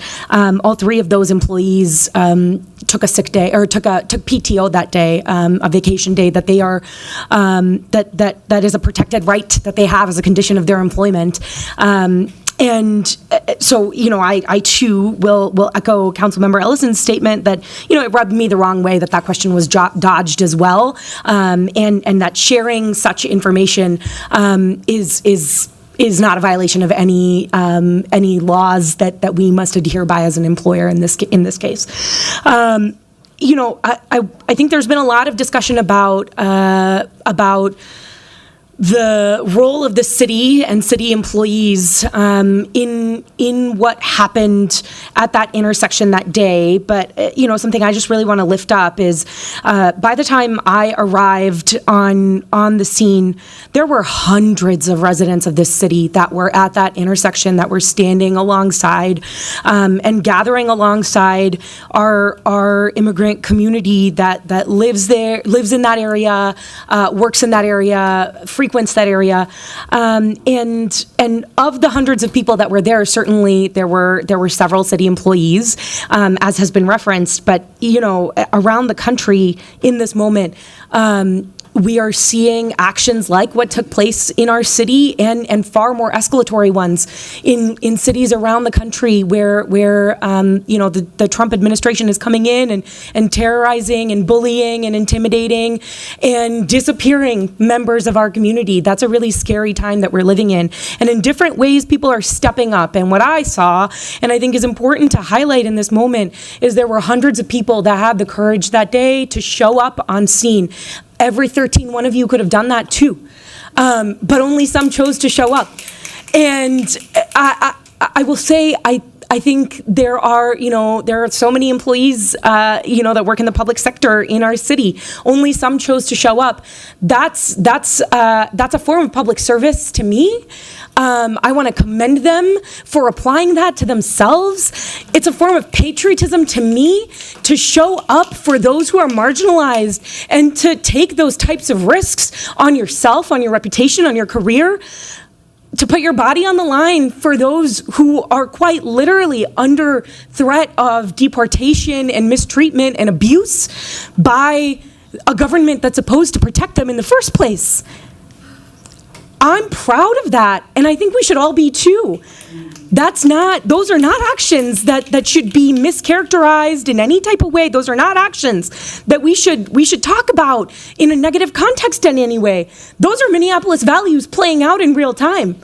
Councilmember, those are Minneapolis values to stand up for immigrants playing out in real time. Thank you, Mr. Chair. And thank you. And lastly, nope, just kidding. And next up, we have Councilmember Jenkins. Thank you, Chair Chavez. I guess, I mean, I don't know how to frame everything that has been said about the horribleness of people being disappeared is all true. The fear that's in our community is all true. I'm grateful for this report. I'm curious, Mr. Timmerman, if you can just speak to what would be the risk of MPD not showing up at an event like that? Welcome. Chair Chavez, Councilmember Jenkins, I think it's maybe a fine balance of rhetorical question there, because I think the answer is clear that the risk in a situation like this of Minneapolis police not showing up is injury, harm to our community members, to property in our community. I think that what I have not said in this way in the report, but I will say now, and I've said it to others, is this gives us an opportunity to think about which direction we want MPD's toes pointing if ICE comes back into our community to enforce immigration matters. The risk is real. You're welcome. And next up, we have Councilmember Vito.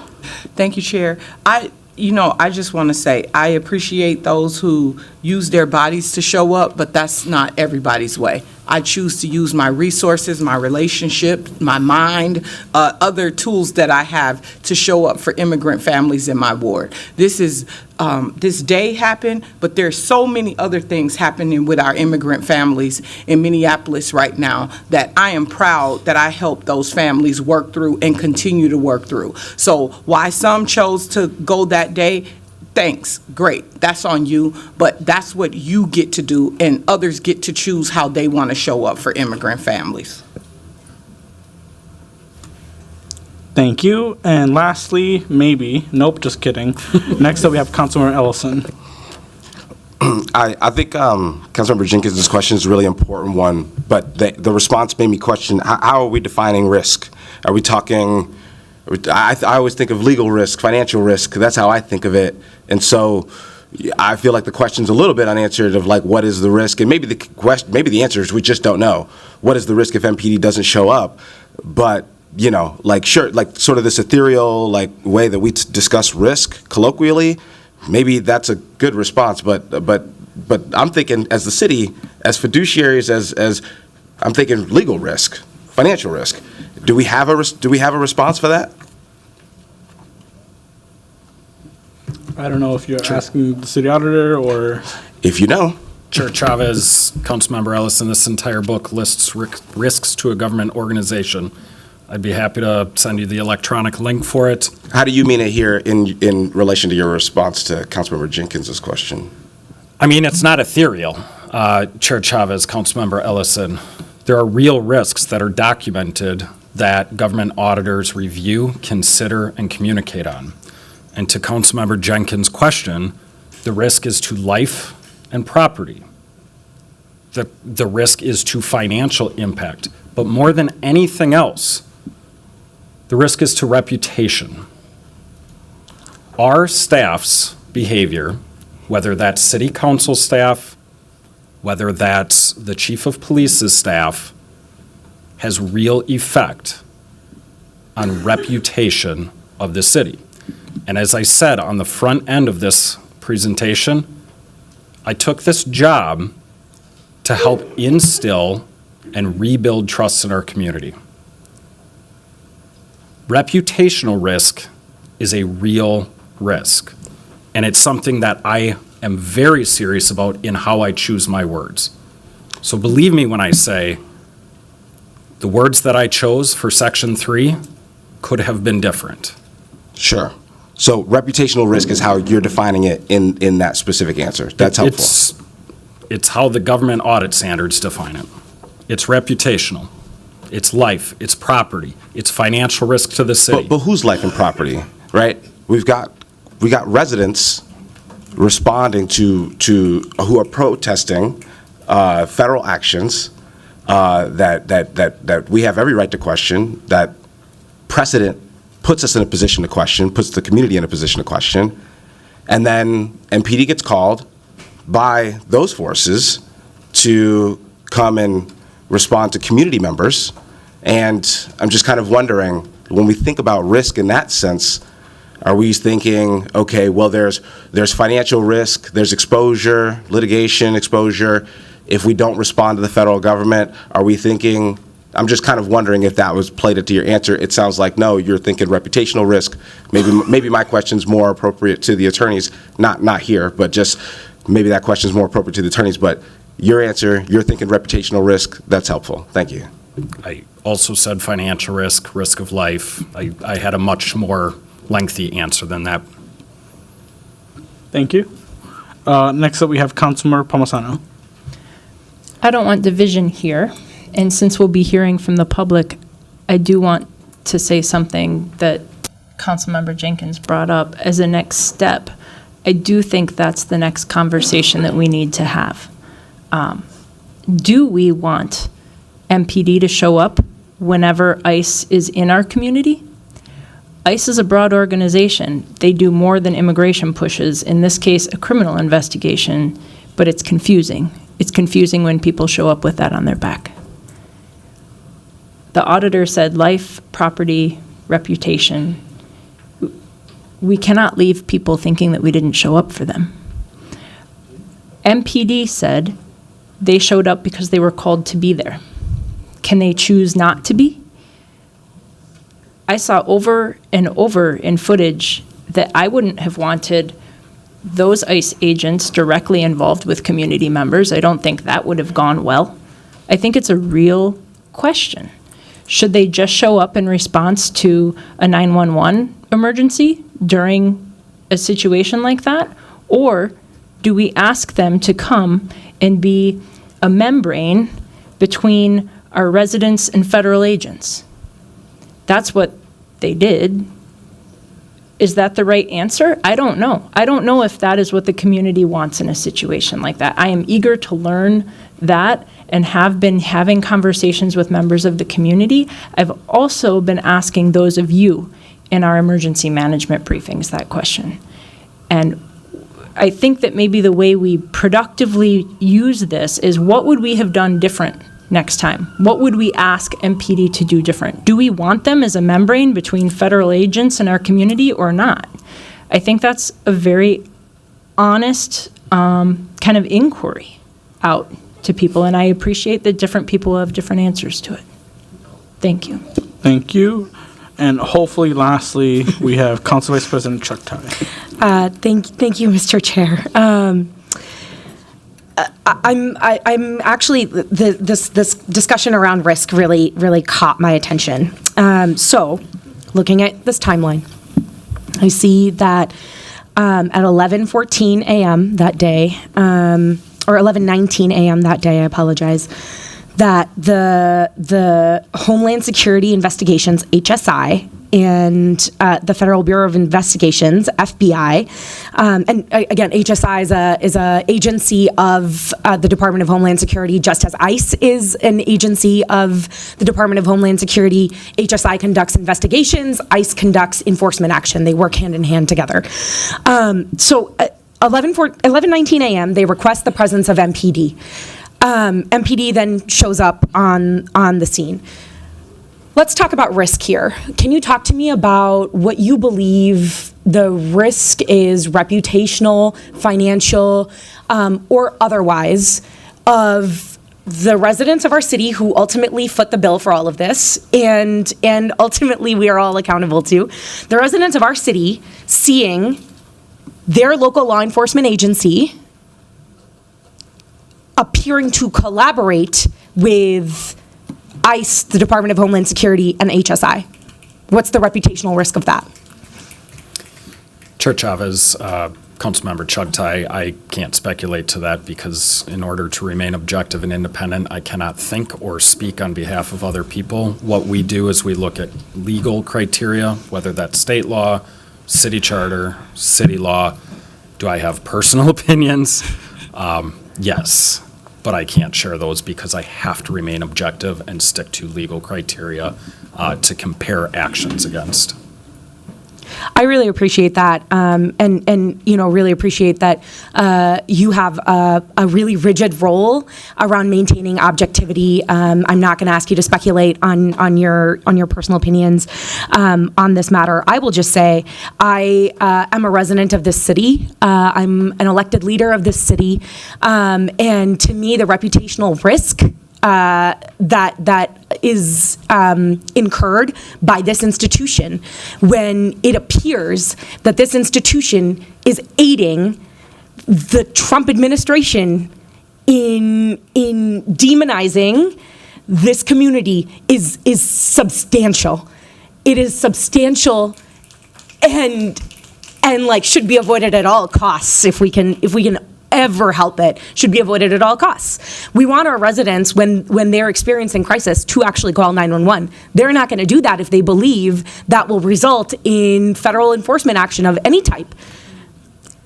But in particular, federal enforcement action around their immigration status or their neighbor's immigration status could be further exacerbated by calling 911. We hear people say that all the time, in fact, right? Like MPD often, when in community, says, no, please call 911 when you're in a moment of emergency, because people opt out of doing so for several reasons. And so I really wanted to make mention of that risk, that reputational risk, that literal risk that this institution incurs by seemingly, not actually, right, because this report says otherwise, seemingly aiding a demonic federal administration. Chair Chavez, could I follow up on that? Yes, please. Thank you. Councilmember Chugtai, thank you for that. And really what I just wanted to say is thank you for bringing a conversation forward about the separation ordinance. I mean, clearly there are a lot of people that are interested in contributing to that conversation. I hope that the information in this report also helps contribute to those deliberations. And if there's no other questions, feel free to follow up with our office if you want additional detail. Or even a sit-down conversation. Thank you. We have another person on Council President. I tried. Almost there.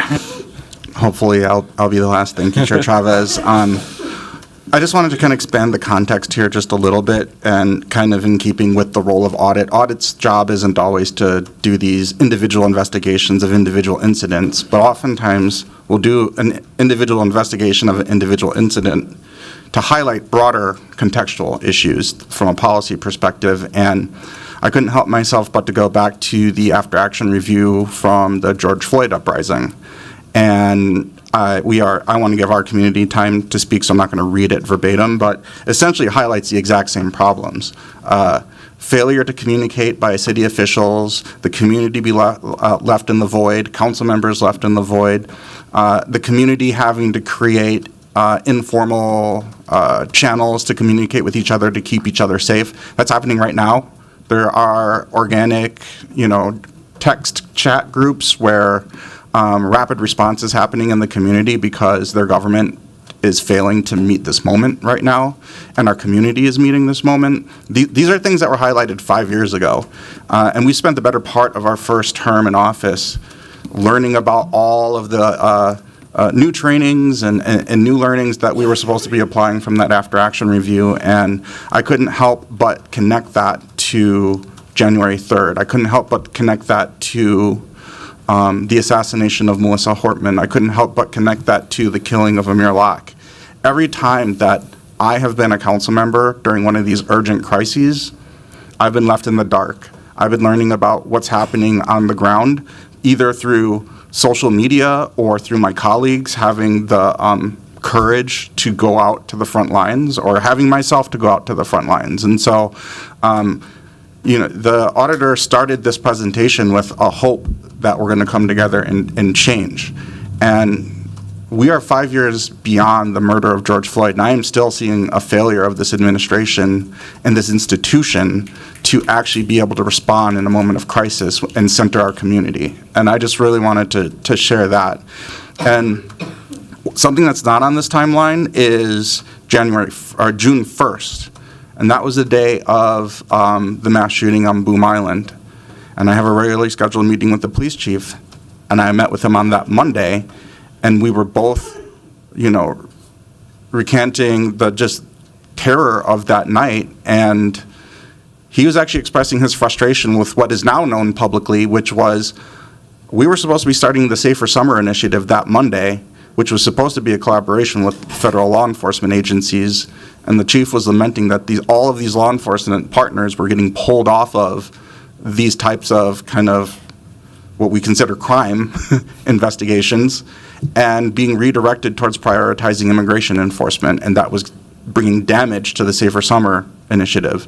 We know that now because all of those law enforcement agencies have been bragging about how much they're redirecting their resources towards immigration enforcement. And so I both disagree and agree with Councilmember Ellison that, we don't need that long of a conversation here to say we need to improve communication. We do need to have some rigor to that communication, though, and some actual clear protocols and guidelines on who calls when with what information. And I think that really needs to be clarified. And I do think it is beneficial that we update our separation ordinance. And I think that this report gives us some really clear things to consider in that. And I think that is going to be the work that we have to do going forward. That is the legislative work of this body, but that work of repairing communication and not leaving our community in the dark, that has to happen with the administration. We can't do that independently as a governing body. And so I'm really hoping that we all take away the need to really put some rigor behind that effort going forward. So thank you, Mr. Timmerman. Thank you, City Auditor. Thank we you. appreciate your time. I'll move to receive and file that update. Now we will go on to the public comment portion of our agenda. This public comment is limited to the city's role in immigration matters and the city's separation ordinance. I want to offer a few friendly reminders before we open the public comment period.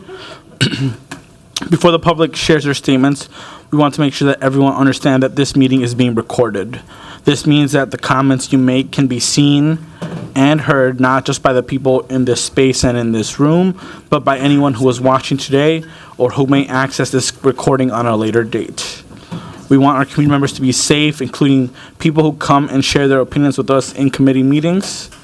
Information about immigration status is very personal, and the city separation ordinance states that city employees cannot ask about a person's immigration status.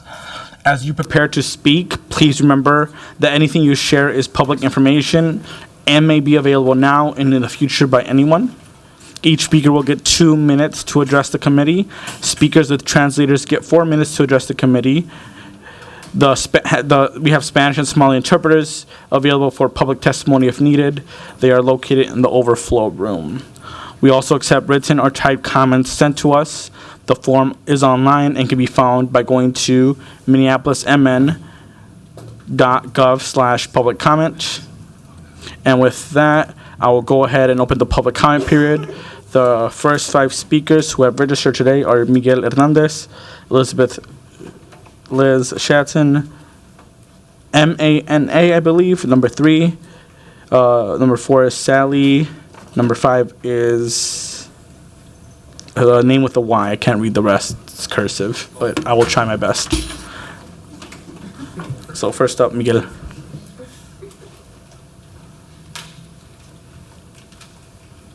Welcome. Hello, Council. My name is Miguel Hernandez. I'm a resident of Ward 12 and a business owner in Ward 10.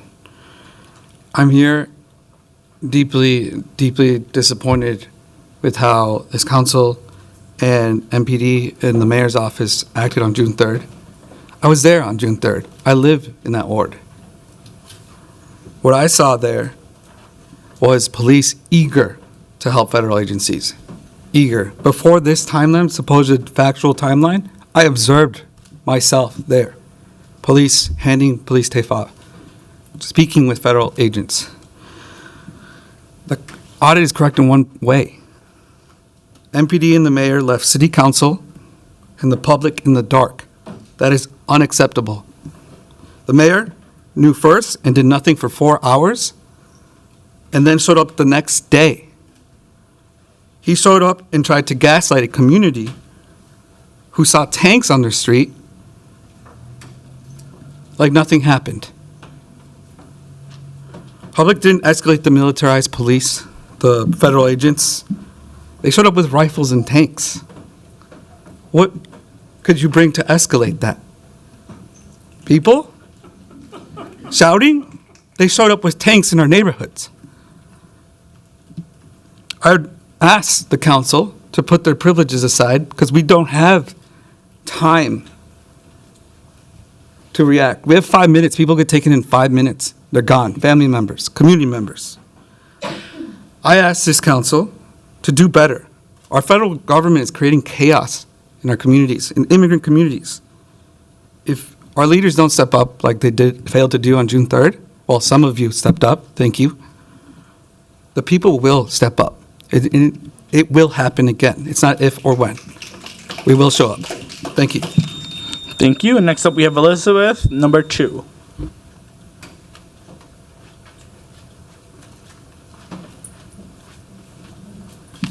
Good afternoon, council members. My name is Liz Zanton, and I'm a resident of Ward 10 and a member of the Minnesota Immigrant Rights Action Committee, or MIRAC. I want to speak today in support of a true sanctuary city and in support of the demands of MIRAC, which include no information sharing between local law enforcement and federal agencies, no local law enforcement doing crowd control for federal agencies, no identity concealment for federal agents in our city, and real consequences for violations of the separation ordinance. Mayor Fry and Chief O'Hara have suggested that citizen observers and nonviolent protesters who showed up to the scene on June 3rd spread fear and misinformation by acting as though this was an ICE raid. I was present on June 3rd as a citizen observer, and we witnessed with our own eyes and documented with our own cameras that ICE was present. There is nothing that prevents ICE from making collateral arrests of any undocumented community member they choose. So from the perspective of the community, it is perfectly rational to treat any federal raid with ICE present as an ICE raid. Further, Mayor Fry has claimed that local law enforcement had no direct involvement with the federal raid on June 3rd, but we witnessed police doing crowd control and handing federal agents tape to block off the scene. We need answers. Either that violates the existing separation ordinance, in which case we demand consequences for that collusion, or else it doesn't, in which case we demand a stronger separation ordinance. As Minneapolis residents who care about our neighbors, we will not rest until we can call Minneapolis a true sanctuary city. Thank you. Thank you. Next up, we have Manal P.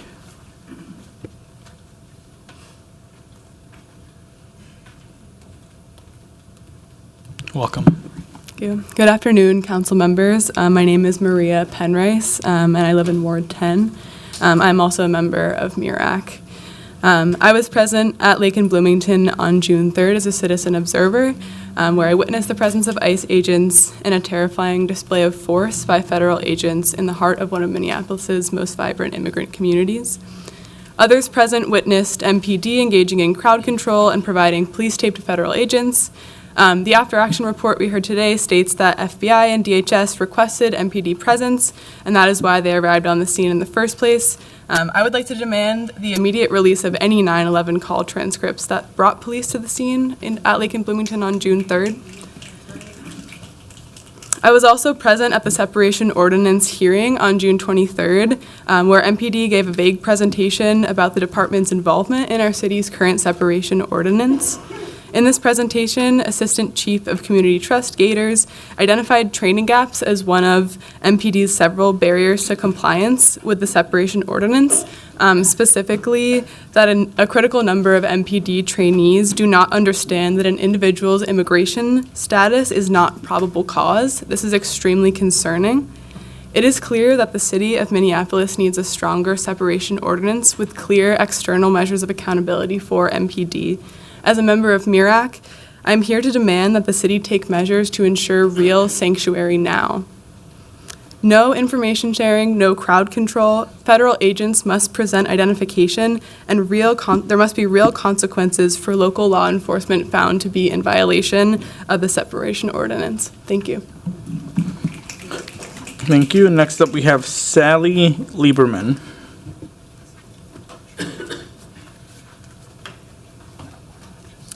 Thank you for this opportunity to speak.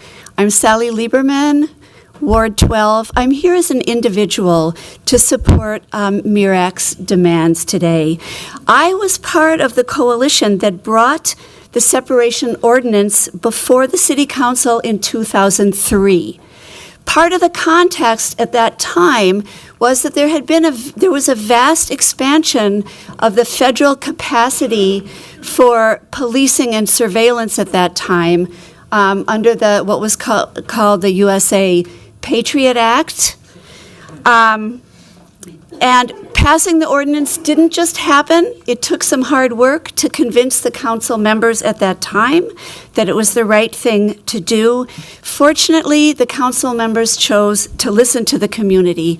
And I believe Minneapolis has been, although things, as we know, are far from perfect, a better and safer city for having that ordinance in place.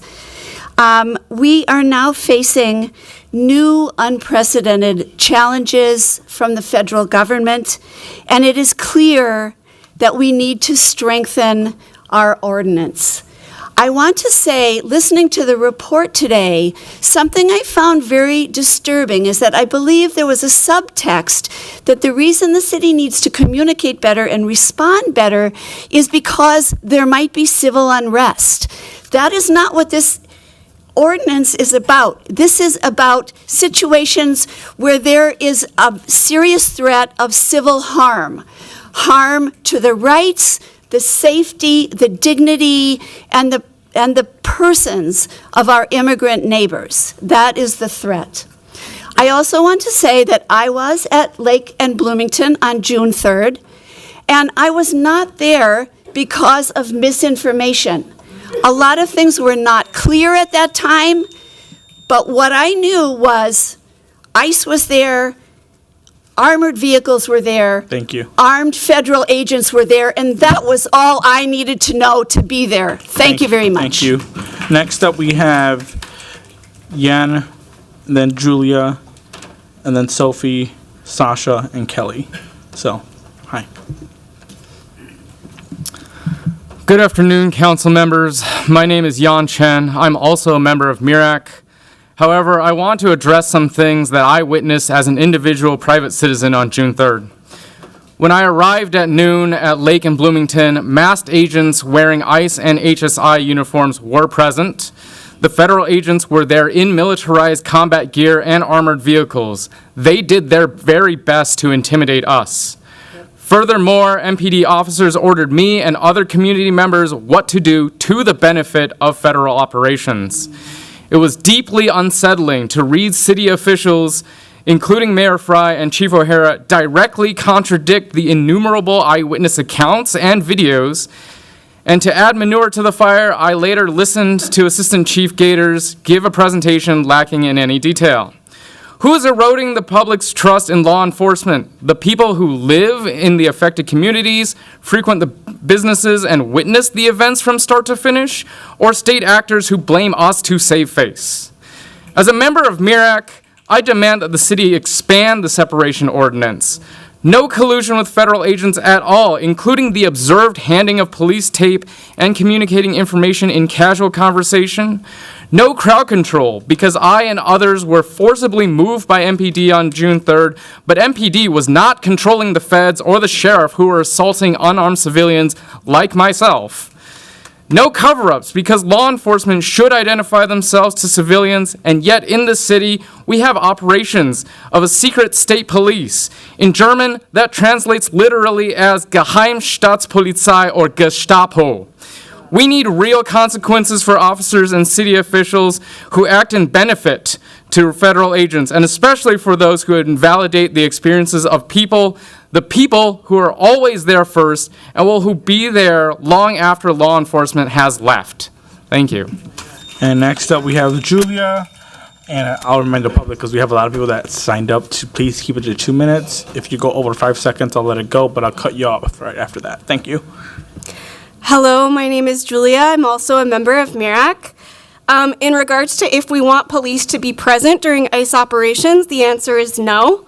I am a teacher, and recently we all received an Amber Alert about a young girl who's missing. That's my student, Victoria Jackson. She's 12 years old. We need police to be looking for missing kids. We don't need police to be disappearing children's parents. To be clear, in the last several months, we have observed federal law enforcement and military forces being used to crush dissent and terrorize immigrants and their allies all across the country. HSI and ICE are disappearing our neighbors before our eyes with no accountability. The FBI, National Guard, and the United States Marines are ordered to harass and assault anyone who stands against the federal government's campaign of fear. Now more than ever, it's crucial that Minneapolis' separation ordinance functions to ensure that our local police do not become another tool used to suppress dissent and instill fear in our communities. But on June 3rd, we saw that MPD and Hennepin County Sheriff's Department, they're all too ready to assist the federal government in showing that they can do whatever they want, to whomever they want, whenever they want in our cities. They showed up with weapons of war. They hid their faces, they brutalized protesters, and many refused to answer the community who showed up to demand accountability from them.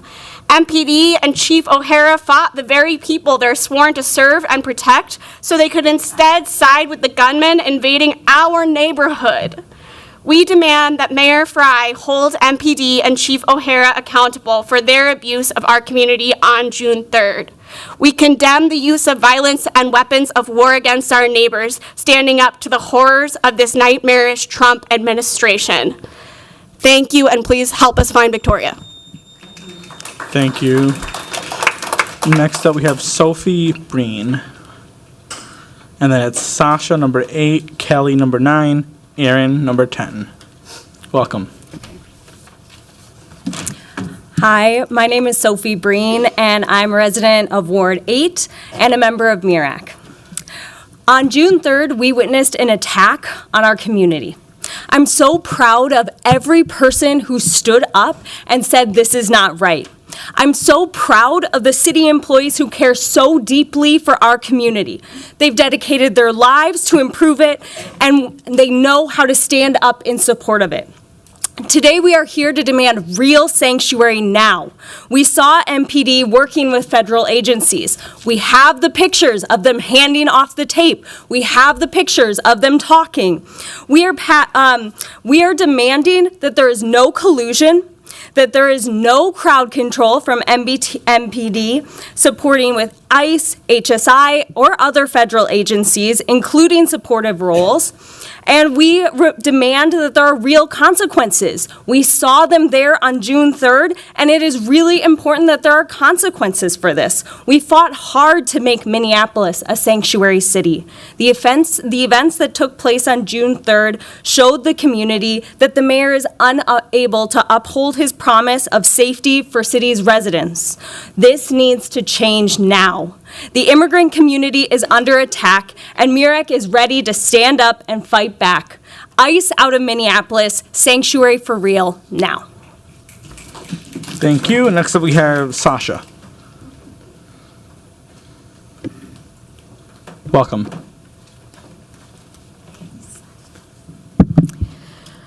My name is Sasha. I'm a resident of Ward 12, and I have been a naturalized citizen in Minnesota for 50 plus years.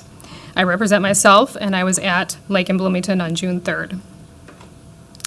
It is not normal that people are hiding their faces behind ICE, Border Patrol, and Homeland Security badges. They're kidnapping people with no criminal record off the streets, in schools, in hospitals, in their homes, or after immigration court appointments.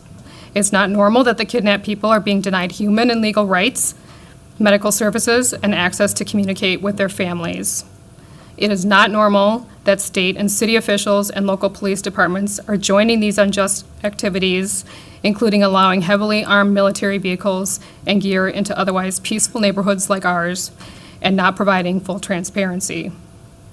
It is not normal that police departments around the nation are using excessive force against peaceful protesters and causing serious injuries or arresting them with no just cause. And yet it's happening. This is fascism.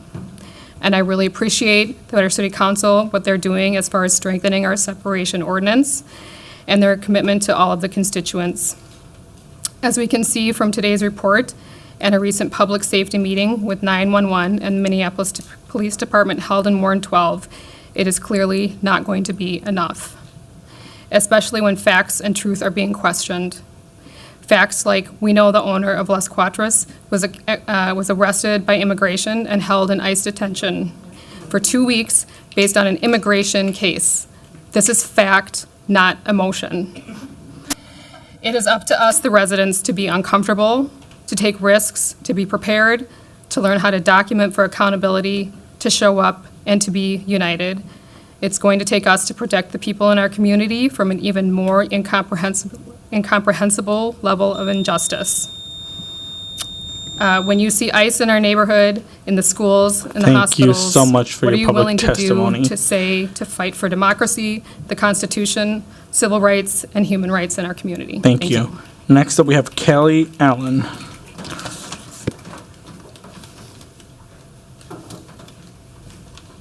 Welcome. Hello, my name is Al. I'm reading this on behalf of Kelly, who had to leave. I'm in Ward 9. I'm an organizer with the Minnesota Immigrant Rights Action Committee, or MIRAC, and a Minneapolis resident. I want to see Minneapolis enforce and expand its separation ordinance, preventing city police from carrying out federal immigration enforcement. ICE's immigration enforcement in Minneapolis destroys our communities and affects all of us. The cruelness of family separation caused by ICE kidnappings and deportations causes needless suffering. Kids are left without parents, immigrant-owned businesses are abruptly closed, and people are detained and deported where they cannot access the needed medical care. No employee of the city of Minneapolis should promote this cruelty. I was deeply disappointed and disturbed when I saw how Minneapolis police assisted with a federal enforcement raid in June that included ICE and other agencies like the DEA that Trump has authorized to carry out immigration enforcement. Even worse, Minneapolis police jumped into this raid that took place on Lake Street, where a short 5 years ago they garnered shame from across the world for brutalizing protesters. I want to see an immediate end to the violent crowd control tactics Minneapolis police have used or assisted federal agents in using against peaceful protesters. Collaboration with ICE does nothing to increase community trust in law enforcement. Minneapolis must adhere to its separation ordinance and stop colluding with federal immigration enforcement efforts. We demand transparency about how Minneapolis police have worked with ICE. We want to see real consequences, including punitive measures for police who collude with ICE and brutalize protesters. And I also just want to add, for my own words, since I have 20 seconds left, I want to address something Paul Masano said when she threw her other coworkers under the bus, saying that they added to the confusion and that they added to the lack of safety for being out in the streets with us as protesters. And I want to say that's BS, and you should be ashamed of yourself. And we have, let's please be respectful when we're testifying. Next up, we have Aaron and Aaron S. Steve, STE, and then we can't read the rest. Welcome. Hello, my name is Erin Steeney. I am a proud Ward 7/12 resident who recently moved, and I'm here as a member of MIRAC. And I think a lot of the points that I was planning to make have been made, and so I'm going to make some other points. So I think it's great that the MPD did not officially violate the ordinance. What that tells me is that the ordinance is severely lacking, but also that if that is the result of these pages, one of my biggest concerns is how dehumanizing this is, to have this packet of information that is focused on an ordinance that we've kind of established isn't super effective, rather than the impact on the community or the impact in trust in Minneapolis Police Department. I think that's a lot more relevant, especially after all these reports that have come from other tragedies. I also think that, well, actually, let's go with this. So I'm not sure if many of you have been to a Know Your Rights training before, especially around immigration. For those who haven't, and especially who identify as white like myself, I thought that I knew what to expect going in, and what I need you to know is that the Know Your Rights training became, this is what happened. These are the phone numbers that you need your kids to write or to wear around their wrists as a bracelet in case you don't come home. And so if you don't have empathy for your constituents who may not be documented, at least have empathy for their kids and understand the reality of their situation. Thank you. Thank you.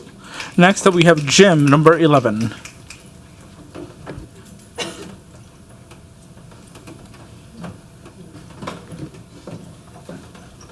Welcome.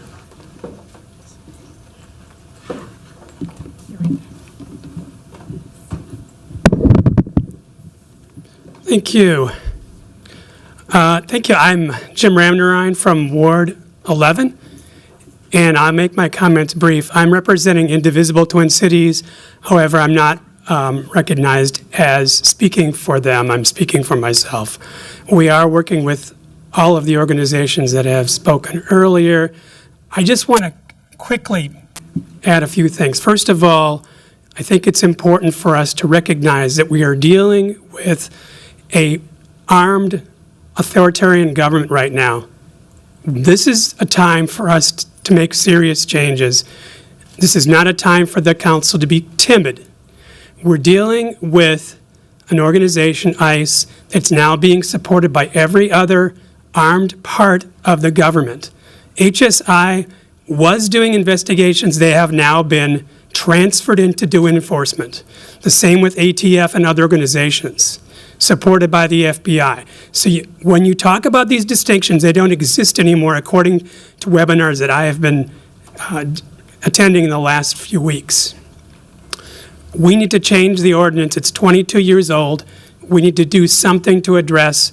And secondly, as somebody who worked for Hennepin County in the Sheriff's Department on a daily basis, what ICE is doing erodes the trust in the police department. Our police officers in Minneapolis need to do better to ensure that they have the trust that's being eroded by the federal government right now. Thank you. Thank you. Next up, we have Christina, number 12, Isabel, number 13, Howard, number 14, and Jesse, number 15. Thank you, councilors. I'm Christina Berger, proudly of Ward 9. I'm unaffiliated. I will be speaking personally, and I support all of MIRAC's specific recommendations. I have just some general things to air. I'm proudly the daughter of immigrants, displaced first from Germany by World War and then from Venezuela by revolution. And even with the race privilege we enjoy here, I feel a reflexive solidarity with immigrants from anywhere, documented or no. I take it for granted that dire circumstances forced them from their continents and that they're working their tails off, as they in total contribute more to our economy than they in total are able to take out. I'm also the grateful beneficiary of their dazzling contributions to our nation's cultural inheritance. Whatever border policy anybody here thinks we should have, I assume you expect humane treatment of our immigrants. ICE's flagrantly illegal and lordly sadistic practices constitute a humanitarian emergency that is terrorizing our neighbors and disgracing us in the eyes of the world. Most people in this room don't need to hear this, but in case anybody did, this is what I wanted to say today. I'm also with lamenting the granddaughter of Hitler's cheerleaders. I carry the burden of knowing that anyone, even the educated, even the compassionate, even my own grandparents, can fall sway to totalitarian charisma and fascist propaganda, can unknowingly collude in holocausts that one day it will cost them everything in their souls to keep denying, or else to face the horror of having supported. All my life I've tried to warn the people of my generation against falling into the error of my elders. And today I urge everyone's recognition that cooperation, any cooperation with ICE, is cooperation with fascism's jackbooted thugs, whose predations unresisted will target wider and wider swaths of our population. Immigrants are being scapegoated for the precarities that our rulers are visiting upon all of us. The danger threatens all of us. All of us must refuse consent for any municipal cooperation with ICE, and it's illegal, unconstitutional. I know I have to leave. Violent, sadistic, fascist operations, whatever it's going to take, we'll support you to do it. Thank you. Thank you, Christina. Next up, we have Isabel Lopez, number 14, then Howard Dotson, number 15, Jesse, and number 16, Ellie.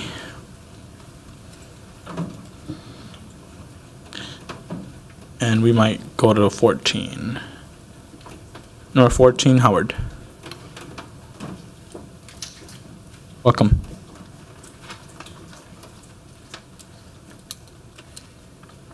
Chair Chavez, council members, Howard Dotson, Ward 2.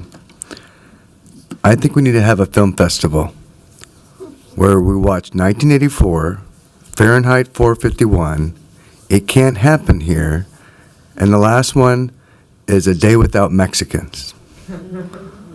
We need a film festival. We're back in the 1930s.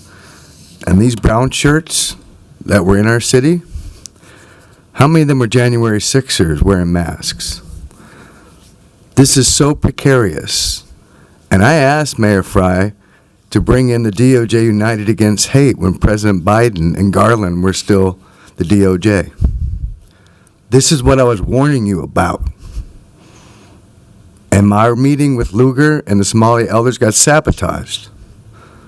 So the immigrant community that I've served for 12 years as a Presbyterian minister in LA, in Omaha, in Reno, and St. Paul, I witnessed an ICE raid in front of my door.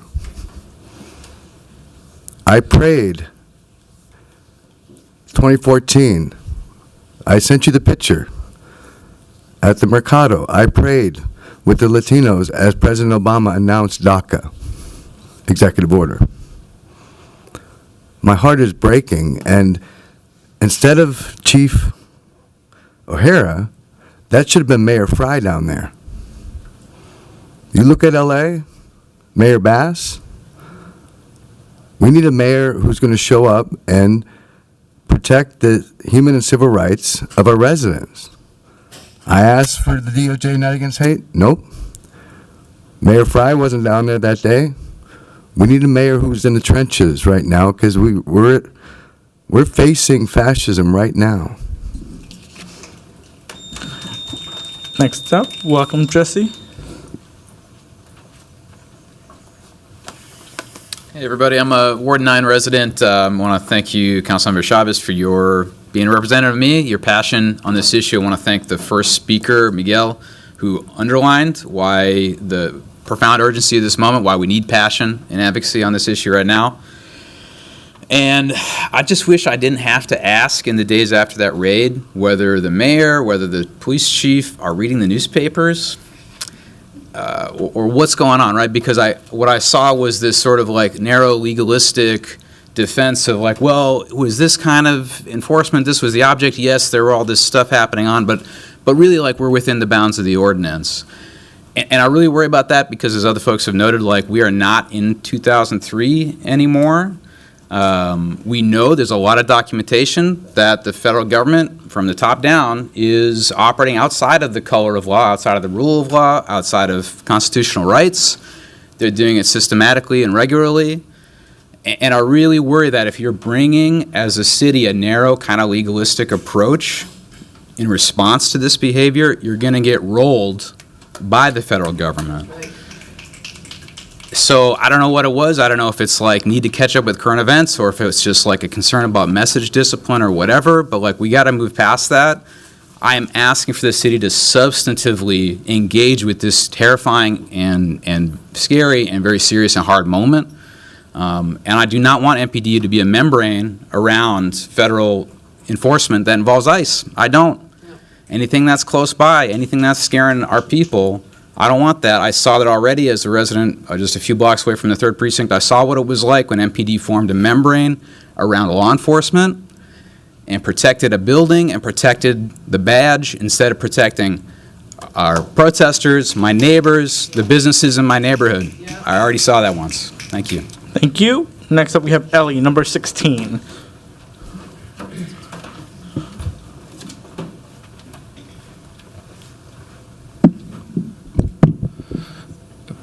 Chair, thank you. Eli Sherman, Ward 3 resident. Thank you all for being here today. I just wanted to ask a simple question. Why should any of us trust the feds right now? There is absolutely no reason to have any sort of trust when it comes to federal agents moving into our city, especially when it is with militarized equipment, gear, and zip ties, clearly, in my opinion, that they intend to use on people either in or outside of the building that show up to push against them in whatever way. And we have a duty right now as a community to band around the immigrants of our community who run this city, who run this country. We do not exist without them. We very often erase the contributions that these individuals have, regardless of their documentation status. And I think it's wrong to also sit up here and hand-wring about involvement of your colleagues in protest and exercising of their free speech. And I mean, it's pretty classic that, you know, people aren't here right now to hear this, but I'd like to clear up the timeline from some of the things that were mentioned.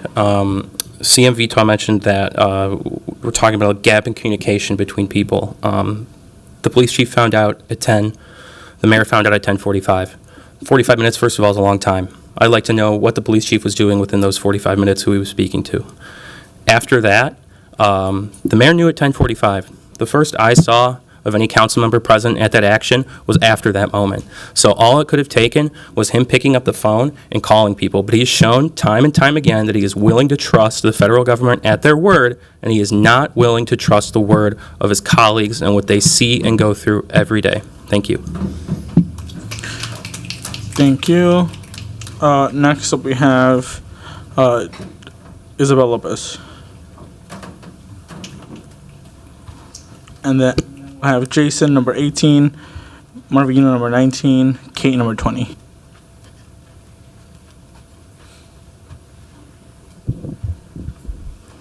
Hello, good afternoon, everyone. My name is Chino. I'm here to introduce Isabella Lopez, who is a 27-year-old poet, community organizer, and member of the Indigenous Protectors Movement. She was violently arrested by the FBI, and her arrest came just days after participating in a June 3rd protest against ICE and the militarized police presence that targeted the Lake Street community. Isa, who was present at the scene, was body slammed and stomped on by federal officers and was not protected by local officials. Isa is here to offer the perspective of someone who is active in community and can explain how agencies like ICE and HSI strike fear into our vulnerable community members, and how what happened on June 3rd is connected to a much larger and older institutional narrative that we need immediate protection from. Dios no les velisfela.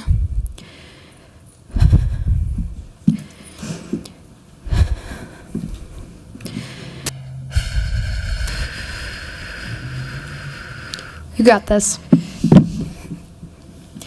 Fear is a chain that this administration has been able to adorn himself since his first presidency, a chain that has been welding into a deeper spiral all throughout this country. Investing in the imprisonment of black and brown bodies is nothing new to the U.S. occupation. It is part of the economy that they have built themselves with and are able to maintain their militant legacy, a legacy that is a cord that they have disguised as roots to these lands. What is happening to brown and black immigrant folks of indigenous descents all over this country is more than a form of repression, but a creeping form of apartheid. Apartheid. A policy or legacy of segregation or discrimination on grounds of race. Persecution is a plain tactic to repress and neglect the voices and bodies that choose to act out otherwise. Repression limits the existence of a person and the community they come from. A community, people, how are they able to live? How are they able to go to their day-to-day lives? People don't deserve to live in fear. Our community does not deserve to live in fear. And so I'll leave you a piece from my poem that I've written. This land is not your land. It is the heartbeat of our ancestors' legacy. They whisper to us to never stop growing, to never stop healing, to never stop loving. Why else would we leave everything we love for an insecure imperial dream? Our dream is to have our descendants remember how to fly just as naturally as the monarch butterfly. We are not your immigrants. We're not. We are the seeds of the descendants that have traded with the original people of these lands for eons of generations. This land recognizes us. This land knows us. This land holds us. Esta tierra nos reconozca. Esta tierra nos conozca. Esta tierra nos guarda. Desquize de Clase Kamati. Thank you. Thank you, Isa. Next up, we have Jason. Welcome.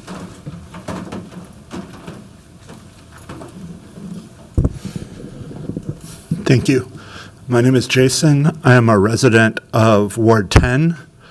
I wanted to come and speak today because while I appreciate that the council took action in requesting this after-action review, it's still obvious that there's so much more that needs to be done at all levels of our city government. We need the city council to work together to strengthen our separation ordinance. We need the mayor's office to commit to being honest about what is going on in our streets with our police department cooperating with federal agencies. It's incredibly disheartening to come here to speak and see less than or about half of the council remaining after so many of you and your colleagues spent time bickering with each other and insulting each other and taking up time that could have been used to hear what the impacts are in the community. And I appreciate you all taking the time to listen to us, but this is a time where we need leadership. And I appreciate all of you for stepping up and leaning in where you can, and especially those of you who made an effort to be on Lake Street on June 3rd. I wasn't able to be at Lake in Bloomington because I got called by people I know in community who are undocumented, who work on Lake Street, and were scared of how they were going to get home to their kids. So I spent the better part of that day helping coordinate transportation for people so that they didn't have to get on the bus that goes down Lake Street, so they didn't have to get on a bus that goes down Bloomington. The impacts of these actions go far beyond what we saw that day. And I hope that you all commit to mitigating those things with our federal government going forward. Thank you. Thank you. Next up, Marvina, number 19. And if you're not here, we'll go on to the next person and come back if folks are missing. Kate, number 20. Kate H.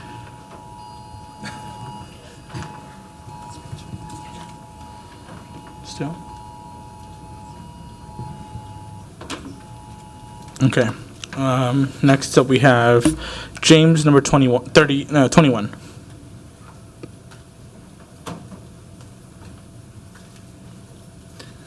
Hello, my name is James, and I am frustrated with the confusion in the media and the MPD in particular. They should not be this confused for a situation that was rather clear to most of us. For example, we need more concrete dialogue. I've heard a lot of HSI being used here, and HSI, of course, seemed to be the lead here, but I would say it's similar to everything else that's going on in the country right now. A special task force. That is what they're mainly using in order to abuse immigration rights.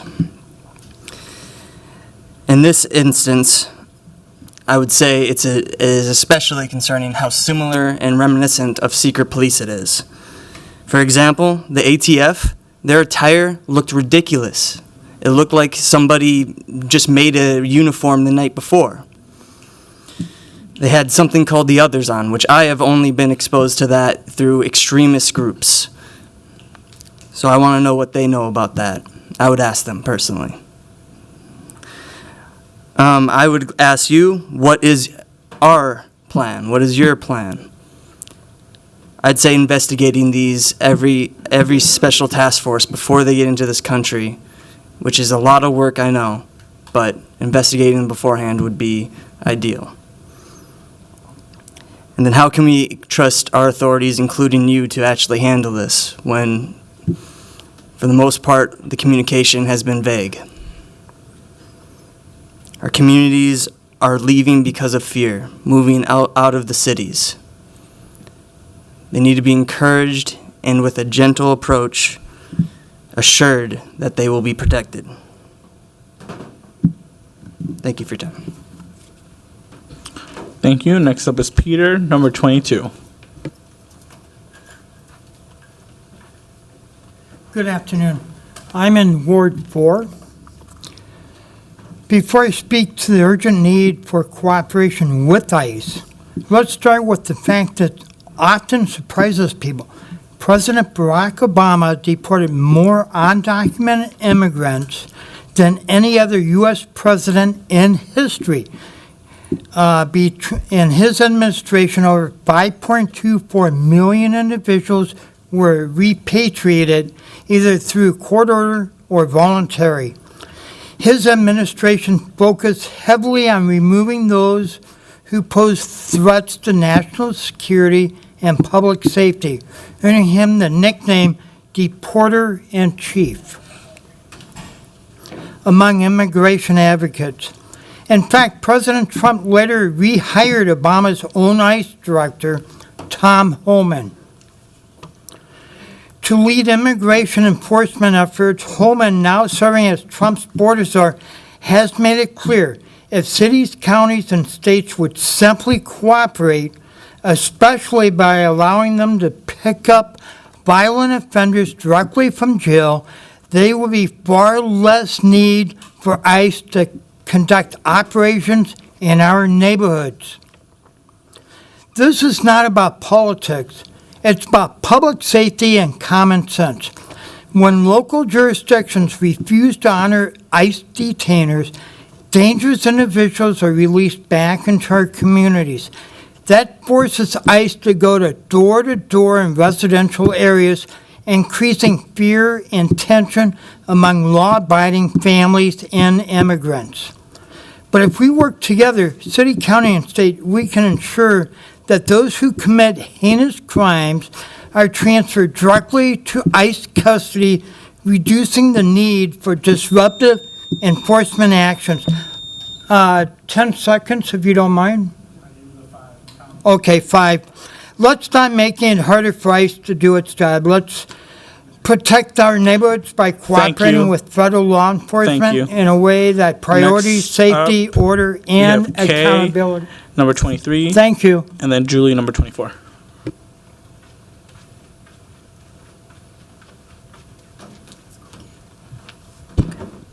Is this good? Okay, perfect. Hello, my name is Kay. I live in Ward 8, and so I've been in many community spaces more recently for debriefing and healing, but of what happened on June 3rd. And after the audit, I feel gaslit and by certain council members that are not here. ICE was present, over 30 agents from different organizations, including MPD. MPD was escorting, and when community was repeatedly asking them questions about what was happening in their community and my community, they ignored us. And so community was there crying out loud, and there was youth in that space as well. And so the trauma that is getting passed to our future generation is irreversible and is irreparable. And so there was a council member, and if I correct, I think it was Palmisano, what were the risks seeing MPD with ICE that day? Even though the audit said that they did not break the sanctuary policy, but what we saw on that day was the collaboration.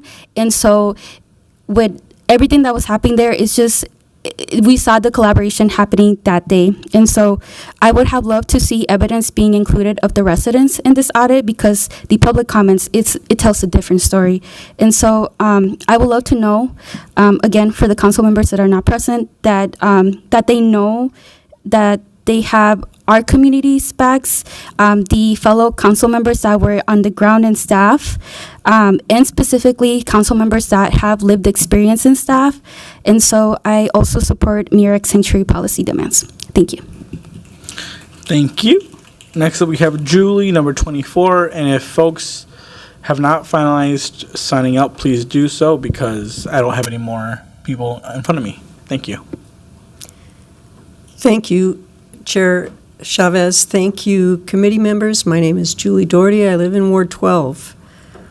I just want to thank you all for holding this public hearing after the report, because it is so important to hear what people have to say, people who come here and spend a significant amount of their time to talk about what is important to them.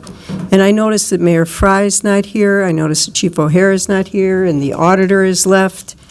But I particularly want to thank Councilmember Payne, Councilmember Jenkins, Cashman, Chowdhury, Chavez, Koski, Chugtai, and Wansley for staying to listen and hearing what we feel is so important. Thank you very much. Thank you. Are we good with testimony? All right. Thank you all so much. Seeing no one wishing to speak any longer, I will now close the public comment period. I closed it already. Can I reopen it? I'll make a motion without objection to reopen the public hearing for one more speaker, and after that, we do have to move on. Is there a second? No, well, there's no objection. No objection. Thank you. Okay, thank you. Welcome. So sorry, I wasn't planning to speak today, but there's one thing. My name is Esther. I'm a resident in Ward 9, and I haven't heard anybody say this yet, but it's the only thing that really makes sense to me. The MPD should be defending us from federal agencies. I don't know what other role they could possibly play. If they represent us and our safety and federal agencies do not, then the MPD should be defending us from federal agencies. That should be their role if they show up. Thank you. That's all. Thank you so much, and I agree. So seeing no one else wishing to speak, I will now close the public comment period. Colleagues, we still have not finished the rest of our business on the city council. Is there anybody wishing to speak? Otherwise, I do want us to move on so we can finalize this. Great. No one is on cue, so seeing no further discussion, may I have the clerk please receive and file those comments. Written and typed comments will be public and available at the city's website tomorrow. With that, is this next ordinance Cal still? Okay, sorry, it's just been a long day. We will now take up the last item, which was continued from our July 22nd committee meeting. This item is an ordinance related to the police conduct oversight. The ordinance will amend, alter, and add provisions related to the police department and its duty structure and oversight. I will also note that a revised version of the ordinance was posted to LIMS last week and is before us today. I'll call on the ordinance author, Council President Payne, to speak on that item and give a motion. Thank you, Chair Chavez. We received a lot of feedback from our public hearing and also have some additional feedback from professional staff. I don't want to rush this through. This is a really critically important ordinance, so I'm making a motion to continue this for an additional cycle so that I can finalize that work with the City Attorney's Office. Second. Thank you. The motion has been moved and seconded. No one else is on queue for discussion. All those in favor on Council President Payne's motion say aye. Aye. Any opposed say nay. Any abstentions? That motion carries. And seeing no further discussion, and given that we gave the report at the beginning of the meeting, we've concluded all business to come before the committee today, and hearing no objection, I will declare this meeting adjourned.